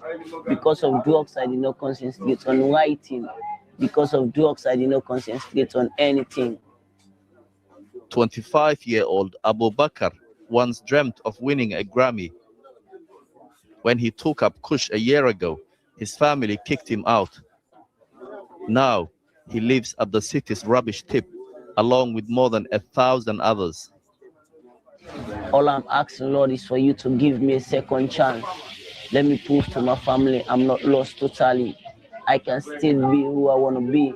I can still go to college. I can still do music and win the Grammy Award. Help me, oh God, let me don't die empty just like my friend will die empty.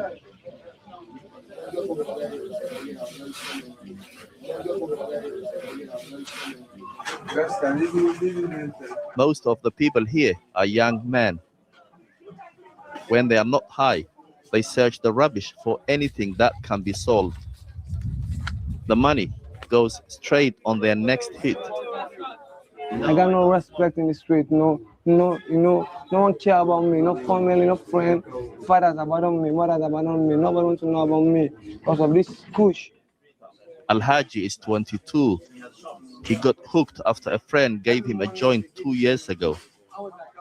I went to the ghetto and buy another one and smoke it. I said, oh, this is so sweet, can I feel more? That's how this started. So now I'm an addict, but I'm trying to quit it, and I will quit it by the grace of God. This is not me. This is not real me. My goal was to be a doctor, but not this is not a doctor. This is I don't know. This is another man. Although Kush is illegal, it's bought and sold here openly.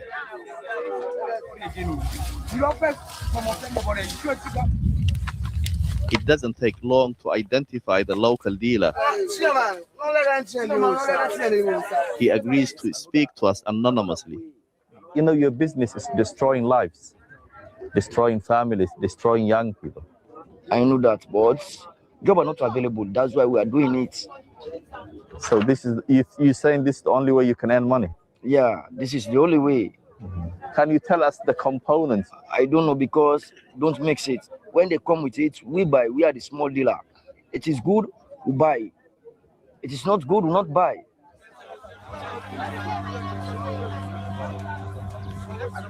Street dealers seem to know little about the product they are selling. Analysis has shown opioids like fentanyl and tramadol are often mixed in.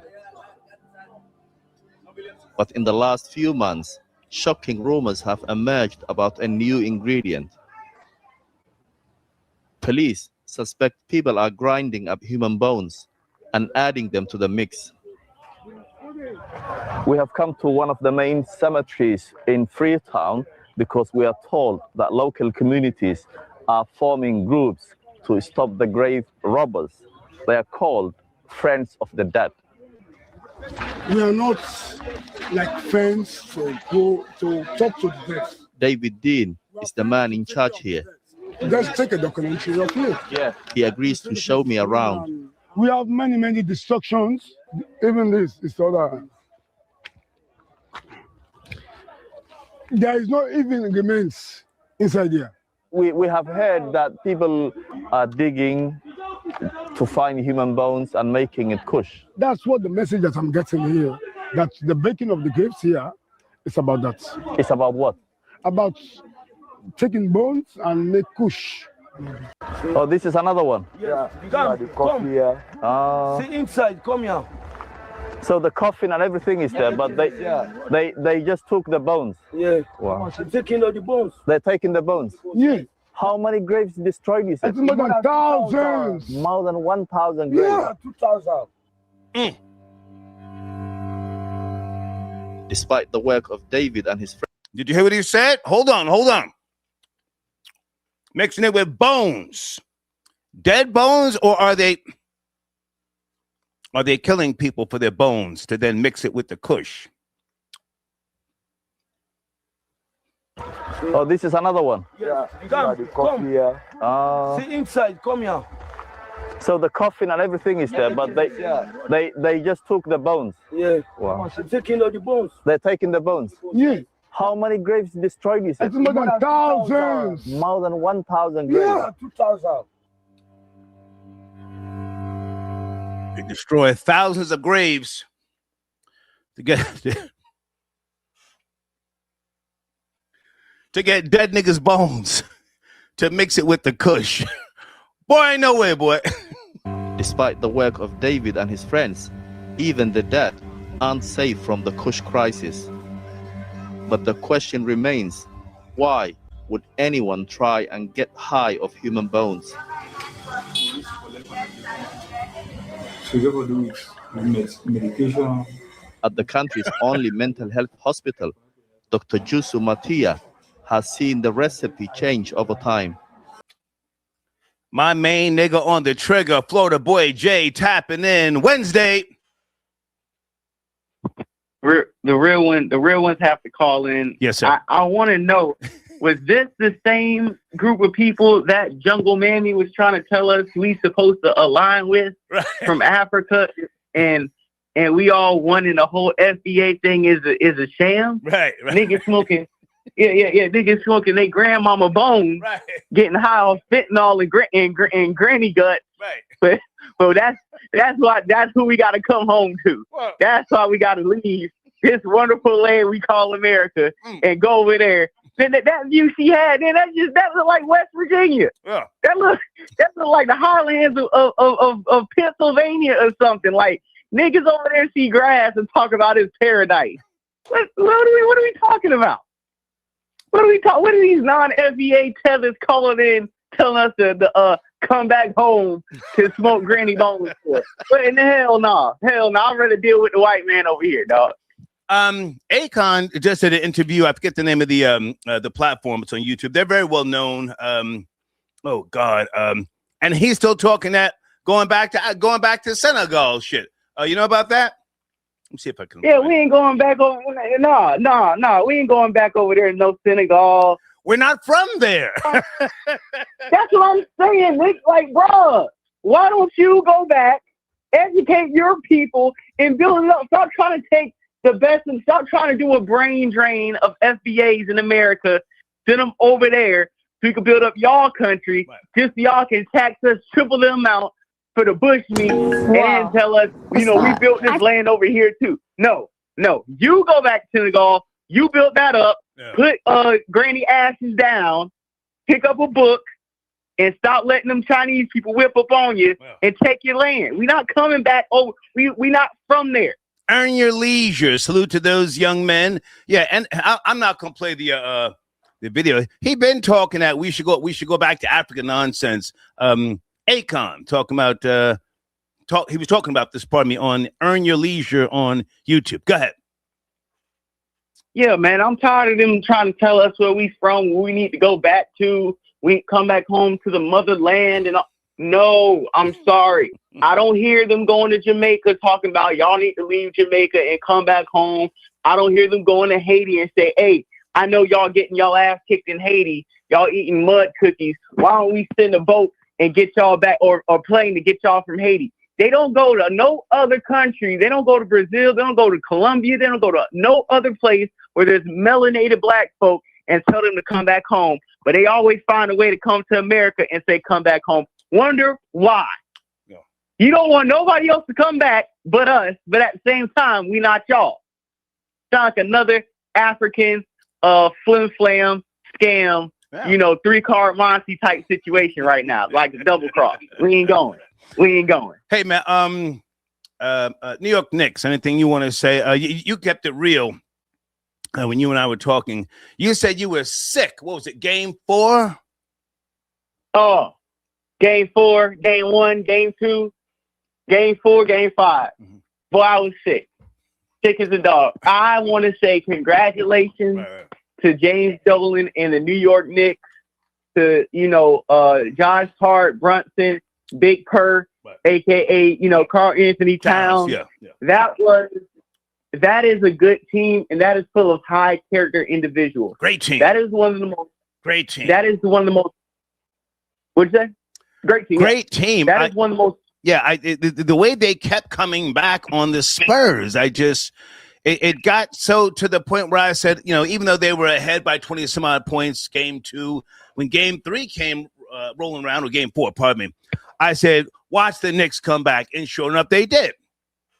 Great team. That is one of the most likable teams I've seen in recent NBA history. Like, they don't have one person on the team that you dislike. I mean, we make fun of Cat because he's sassy, but he plays hard. He's a high-character individual. Brunson, high-character individual. These guys are easy to root for. Now, I hate the New York fan base. I hate the Knicks fan base.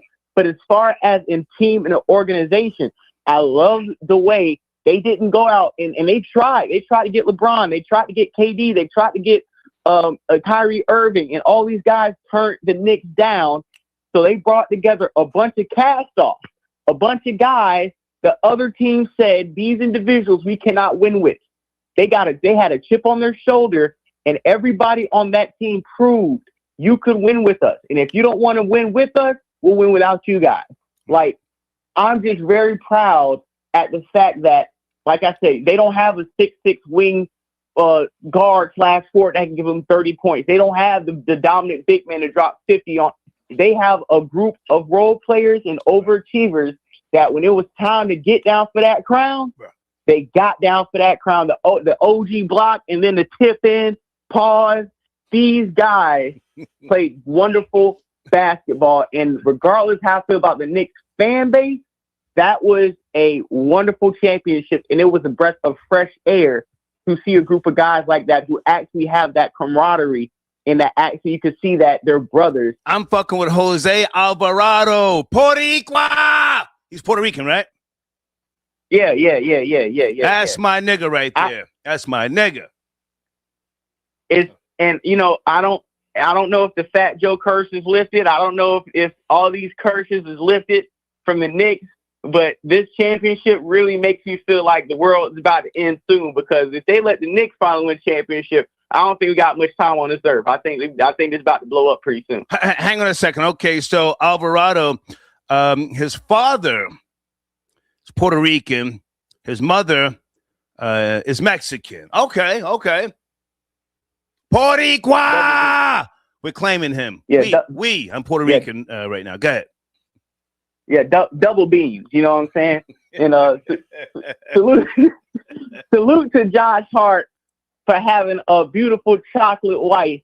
It was refreshing to see a black FBA brother not with no snow. Got a good black woman on his arms, had his two twins out there. It was a good look, man. Is he married, and is she FBA? Is he married? I don't know if she's FBA, but I know he's married. He has two twin boys. He was at the games. He was taking pictures with the trophies. Nice. Hey, at this point, when it comes down to these black athletes, you know, I don't care if she's FBA or not, as long as she ain't, you know, on Team Snow.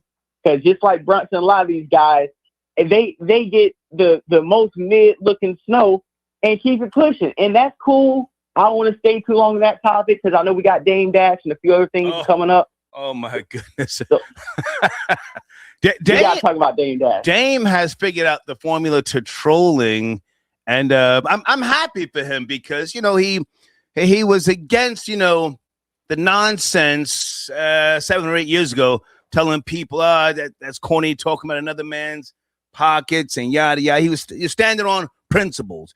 Now he's doing the most. And I can accept that from him. I can accept him, you know, just turning up and having fun. What say you? Yeah, I think it is good for him to do this because I'm tired of, and I'm pretty sure he's tired of it when he's being serious or trying to be too cool and is looking like sour grapes or is looking like he's taking it serious, like he's actually hurt. Right. And it's like, yeah, the song was hot garbage. All right. The track was, I don't like, you know, the music as far as that, but yeah, joke on these guys.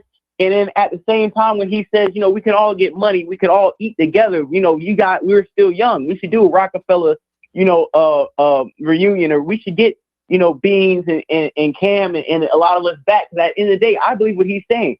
These are just jokes. He's really just roasting these guys. He does have a lot of love for these guys, and he has done a lot for them in their career. So when I see him roasting, when I see him roasting and laughing at these guys, I don't take it as he's jealous or bitter. I take it as I put a lot of sweat equity into you guys' careers, and instead of you guys just saying, "Hey man, that's Dame, that's respect. Right. He fed my family." Yeah. You guys want to go against him or talk like he's some crazy kook. When if it wasn't for Dame Dash, a lot of you niggas would be eating rat burgers in the project. Still to this day. That's a fact. So, you know, well, you gotta respect people who put sweat equity in for your career. So I know you're going nowhere near the New York Knicks parade. You're in Florida, but I really think this is a reset. There has never been a ticker tape parade for the New York Knicks in their history. I think this is a reset. Does that make any sense, or is this a parade for everybody, old and new? I think it is a reset, and I think honestly, even though like I said, despise the Knicks fan base, I do think that New York needed this. I think Knicks fans needed this. I think the NBA and sports as a whole needed this, because just like when the Cowboys are good, it's great for the league. When the Steelers are good, it's great for the league. The Yankees, the Knicks, certain organizations are the lifeblood of the league, whether you like it or not. The Lakers, some of these organizations, them winning, a win for them is a win for everybody else. I know everybody likes to talk about small market this, small market that, but the legacy and the cachet that comes with the New York Knicks, I think a lot of my generation and the ones before are finally seeing why the New York Knicks matter to American culture. I got to jump in, Florida Boy Jay. Now, peace to the Most High. The Most High, if you're out there, not that you have to call him, but the Most High said this is part of a script. And, you got the new mayor, Mom Donnie, pushing out the old, bringing in the new. He just turned his back on the old Puerto Rican regime with regards to the parade. Do you think this might be part of a new script? Not that I'm saying the NBA is rigged. I'm not saying that, but just the whole aura, the new swag, if you will, and the new mayor. You think this might be part of a new script, or am I crazy? No, I mean, if I want to put on the tinfoil kufi, absolutely, this is a script. I mean, what a better time for the Knicks to win. I felt like the NBA always tries to push the New York Knicks to a championship during a year where there's no definitive champion. You go back to 1994, Michael Jordan retired. There's nobody to say, hey, that's the face of the league. So they try to put the Knicks in. 1999, it was a lockout season. It's kind of an enigma. Okay, let's try to push the Knicks from the 8th seed all the way to the finals. This is another year. And this is a time where you have 8 different champions in 8 different years. So if that's the case, why not let the Knicks get in that party, win a championship with everybody else, and say they don't come back? We're not worried about it next year, the year after that. This right here, it could be written down as a script. The way they won, the teams they had to face, even for the Spurs to collapse as many times as they did, that was unheard of in any championship setting. For a team to be up 14, 15, 29 points in every game and lose every goddamn game. Yeah. So it could be a script, but hey, I want people to enjoy this. I want them to soak up this moment because, moments come and go. Fast or slow.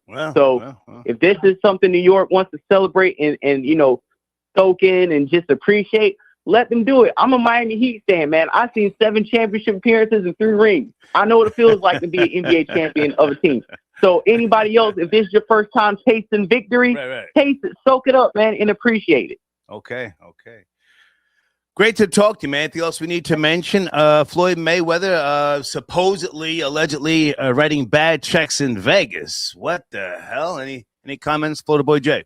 Yeah, I think he needs to go ahead, link up with DDG, one of these streaming niggas like Adrian Broner, and start streaming on Kick and going live on YouTube. It's over. It's over with.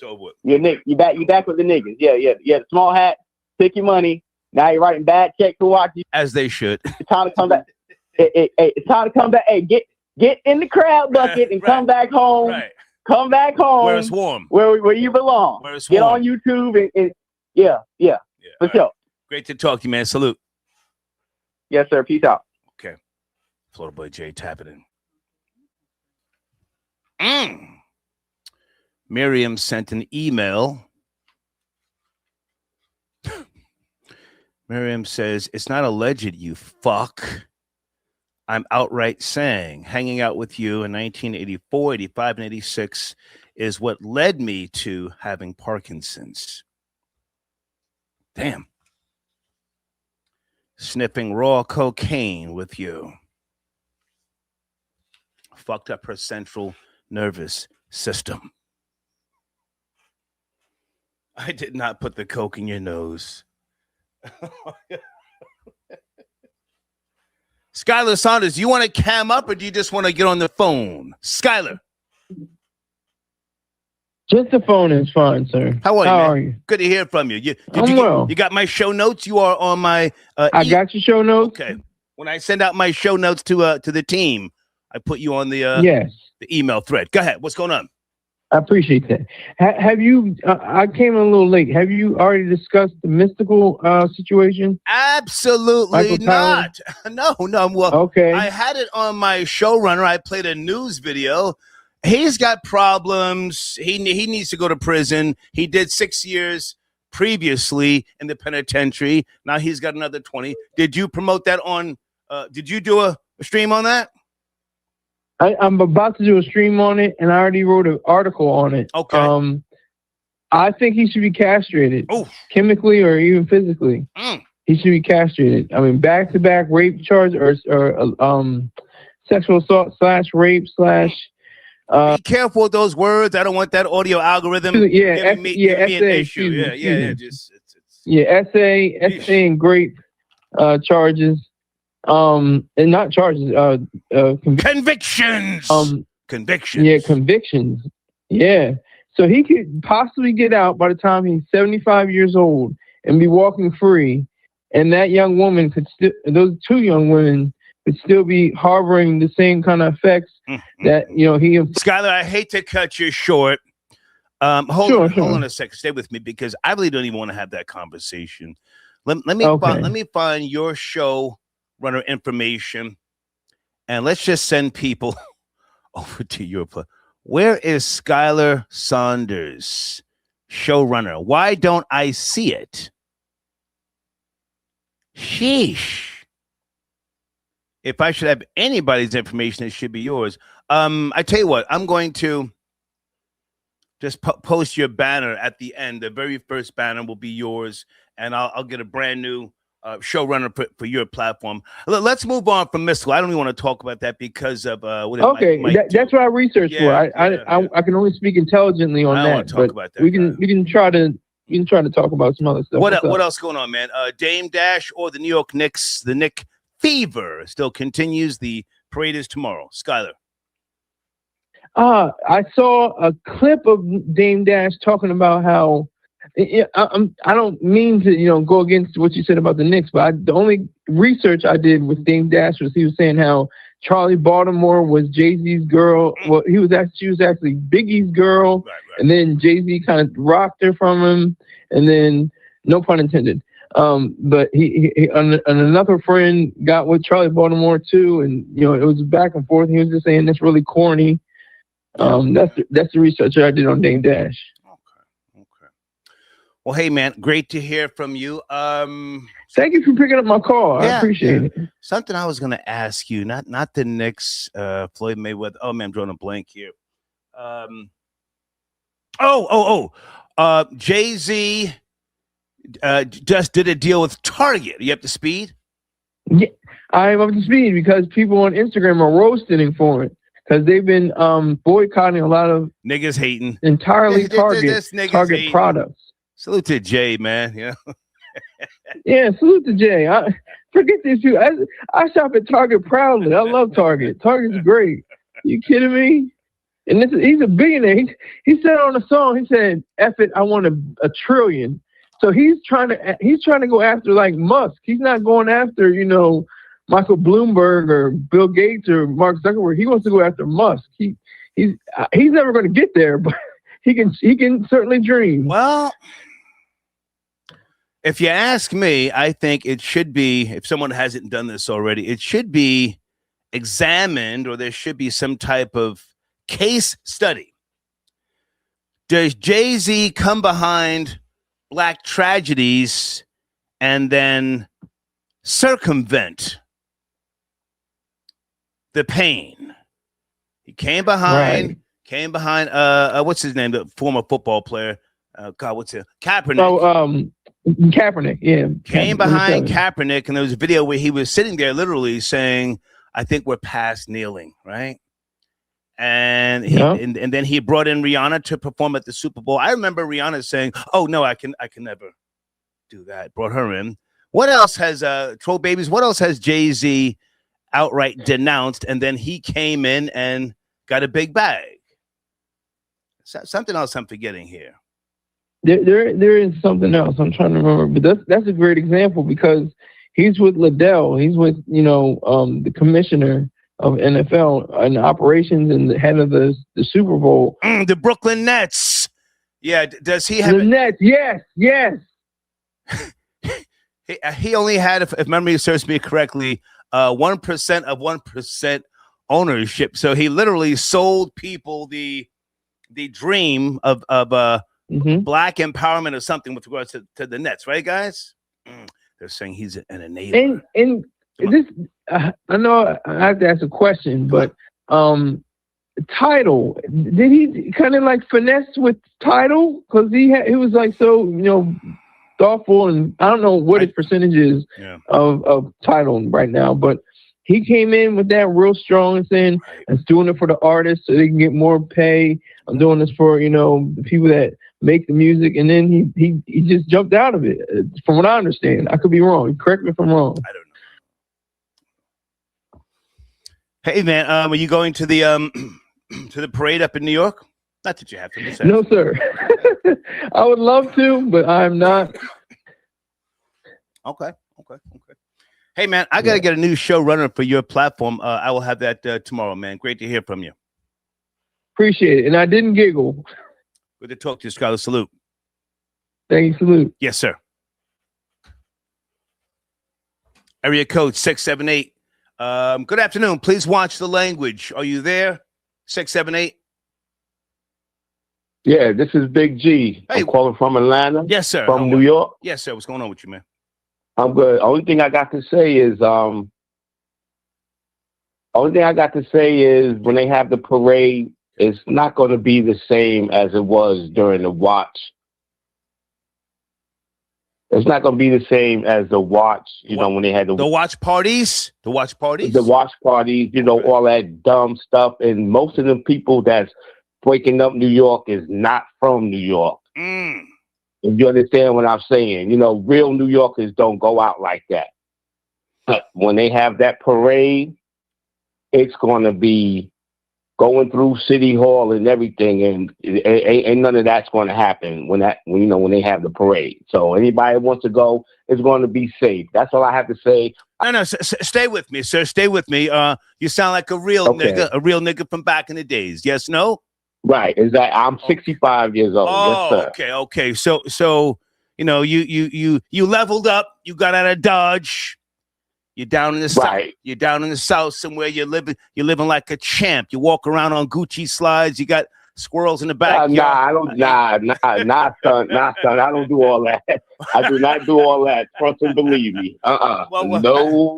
Hang on. You got up out of the projects. Were you in Vanderveer? Maybe, I don't know, Co-op City. But you moved. No, actually, I grew up in Promenade houses in Flushing, Queens. Okay. And then moved to Hempstead, Long Island, and lived there for a night. You were an old get money nigga. Yeah,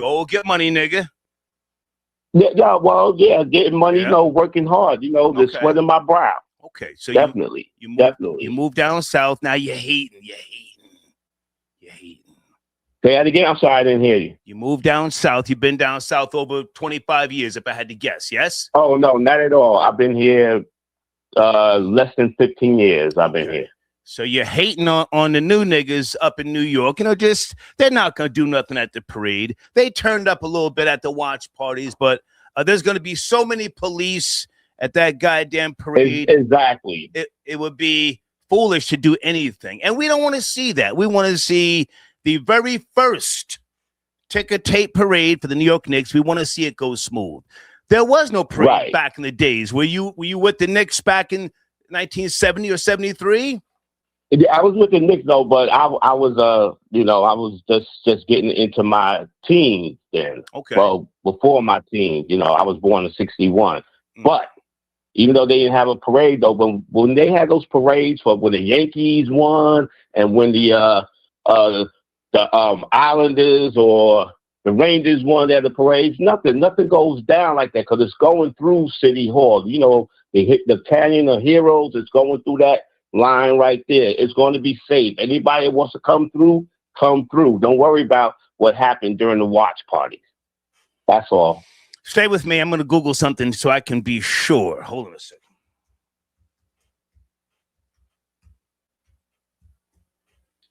You're born in 61.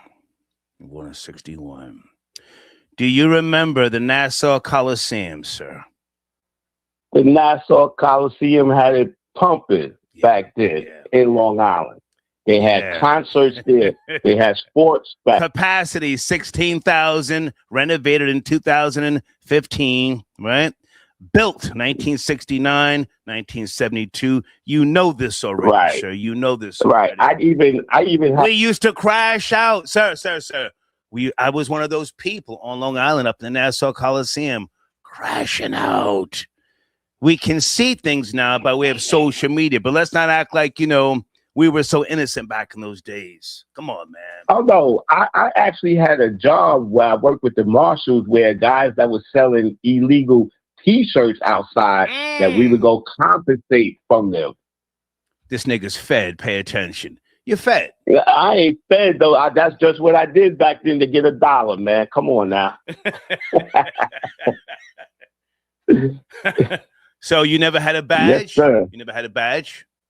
No, they didn't give us no badge. We had an ID though. Okay. But you know, and we had officials that would be, you know, we would be in certain teams. Okay. We have officials with us. So once we rolled up on people who had illegal T-shirts, no problem. All right. Well, I'm just asking. I had to be sure, man. Hey, I appreciate the call, man. Salute. I appreciate you taking my call, sir. Thank you, and have a good day. Thank you. Olivia, is that you tapping in Wednesday afternoon? Area code 810? Hey, Star, it's Olivia. How are you? Good to hear from you. What's going on? You ready for the parade? Well, I wish I can go. I really do.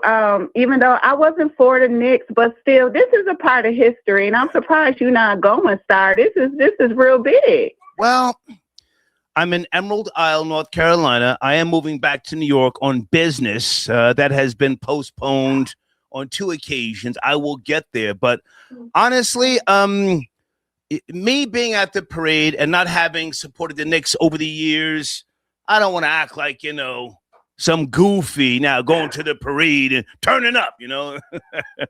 True. But it's about the memories. You know, and you from that area, you know, it's a big time for you guys. So congratulations to you all.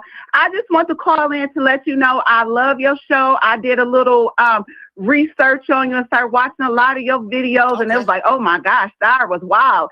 And you know, but you great at what you do. So I just want to call you and tell you that you come on screen, you look very well debonair. Oh, thank your hats be crispy, your shirts be ironed.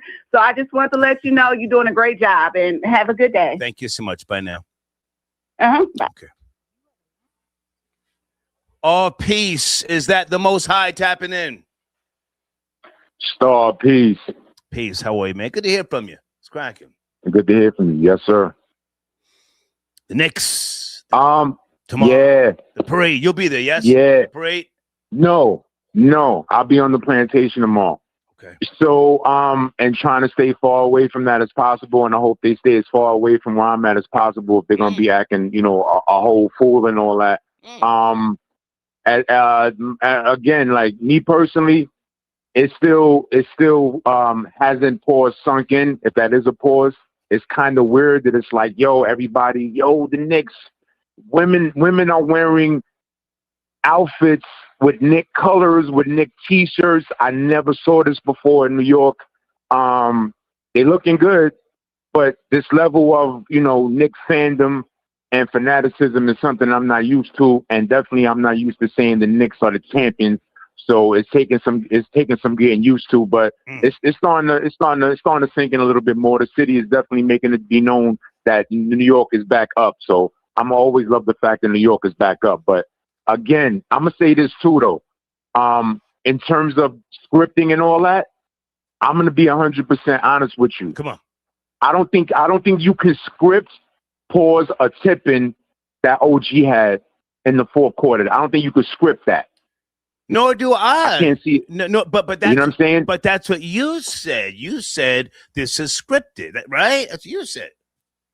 Well, what I'm saying is outcomes and like not the actual plays within the game, right? Okay. But outcomes of who can win can be scripted, modified in many different ways. It could be the referees, and we watched the refereeing in them games, did we not?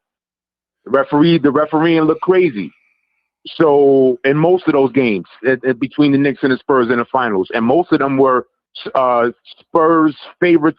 They were looking like they were showing favoritism towards the Spurs, if anything, right? So that's one way it could be done. Players can easily flame out and do, retardedness and whatever the case. You could say what De'Aaron Fox did the other day was, absent-minded. Why would you do that? You know what I'm saying? The game is on the line. If you instead of trying to dribble the clock out, you go try to score a layup in the final seconds. Then you get the layup blocked, and then they give the Knicks the chance to do what they ended up doing. So it's possible, of course. And like I said, it wasn't just me trying to be the smartest man in the room. This is countless YouTube channels showing you footage. This is countless of what we used to call investigative journalism, showing that the NBA over time, especially during the finals in the 80s, specifically the 1984 finals, right, started me to believe that there's credence to some of this script talk. Okay. And, if I can jump in? Yes. Pause if I can jump in. So, okay, I hear you, and you're much more knowledgeable about basketball than I am. But I was under the assumption, maybe I was wrong, that you were saying that the game was rigged. But you're saying that scripted can mean something in terms of favoritism by way of the refs. Yes, no?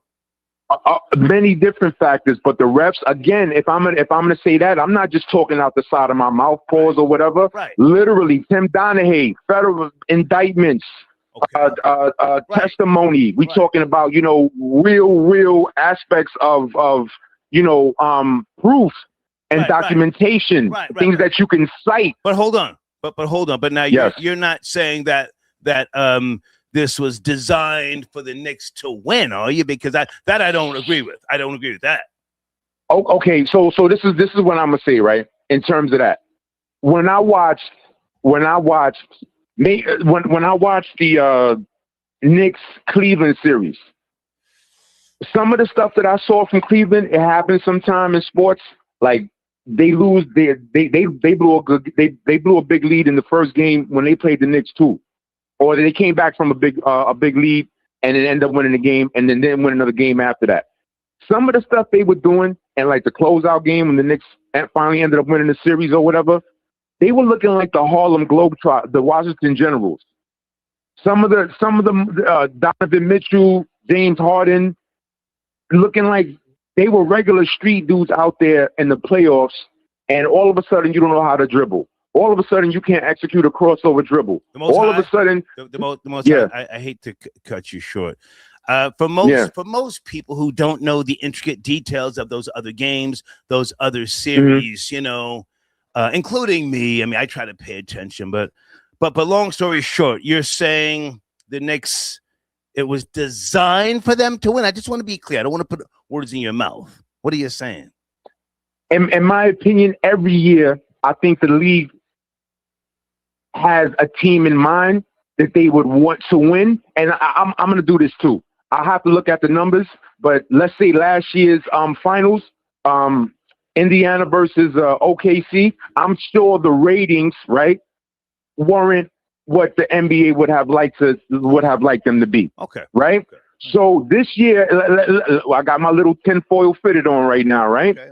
So and salute the Florida boy Jay. He said tinfoil Koofy. That was hilarious. So boom. So I got my tinfoil fitted on right now, right? So if your numbers in the previous finals wasn't what you wanted it to be, you didn't have the draw that you wanted it to have, right? You had two Middle America teams that are not from big markets, right? They didn't have neither team had a real standout superstar on their team. You could say that Halliburton was the best player from Indiana, but can you sell him as a superstar? Maybe not. Shai Gilgeous-Alexander, he might have been the best player on OKC. He is the best player. He was the MVP as well. But can you really sell him in a small market area to the masses? Gotcha. Maybe not. You know what I'm saying? Okay. So now the next year, you got the French alien, right?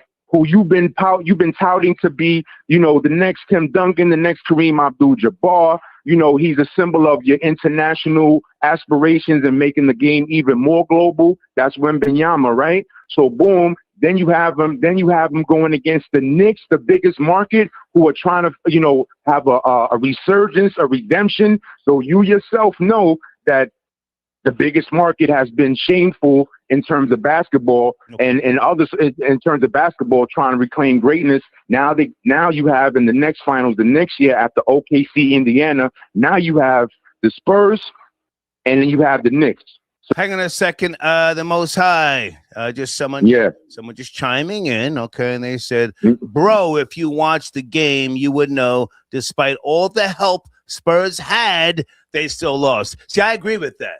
The Spurs would get, not only were the Spurs getting help, Victor, in two games, flagrant fouls on Jalen Brunson. Flagrant. He should have been tossed. I think it was maybe the fourth game. So I hear you. I appreciate what you're saying. All right, so long story short. But they wasn't going to throw him out.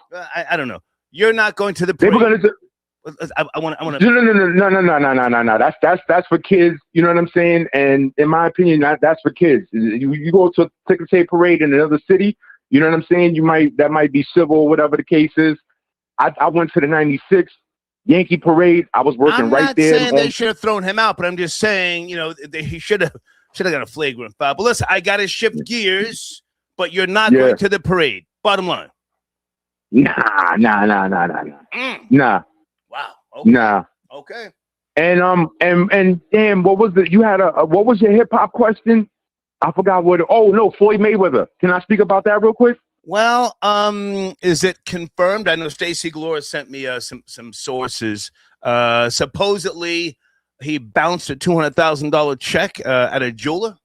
That's what's going on. I'm seeing multiple reports about him bouncing checks in other places. I don't really have all the documentation, but it's becoming a thing now. But this is what I'm gonna say. I definitely feel like if he's not the best boxer I ever saw, he's definitely one of the best boxers I ever saw. And I think that's the consensus in terms of Floyd Mayweather. In some way, top 5, top 10, right? But when you start getting into the levels of excess and,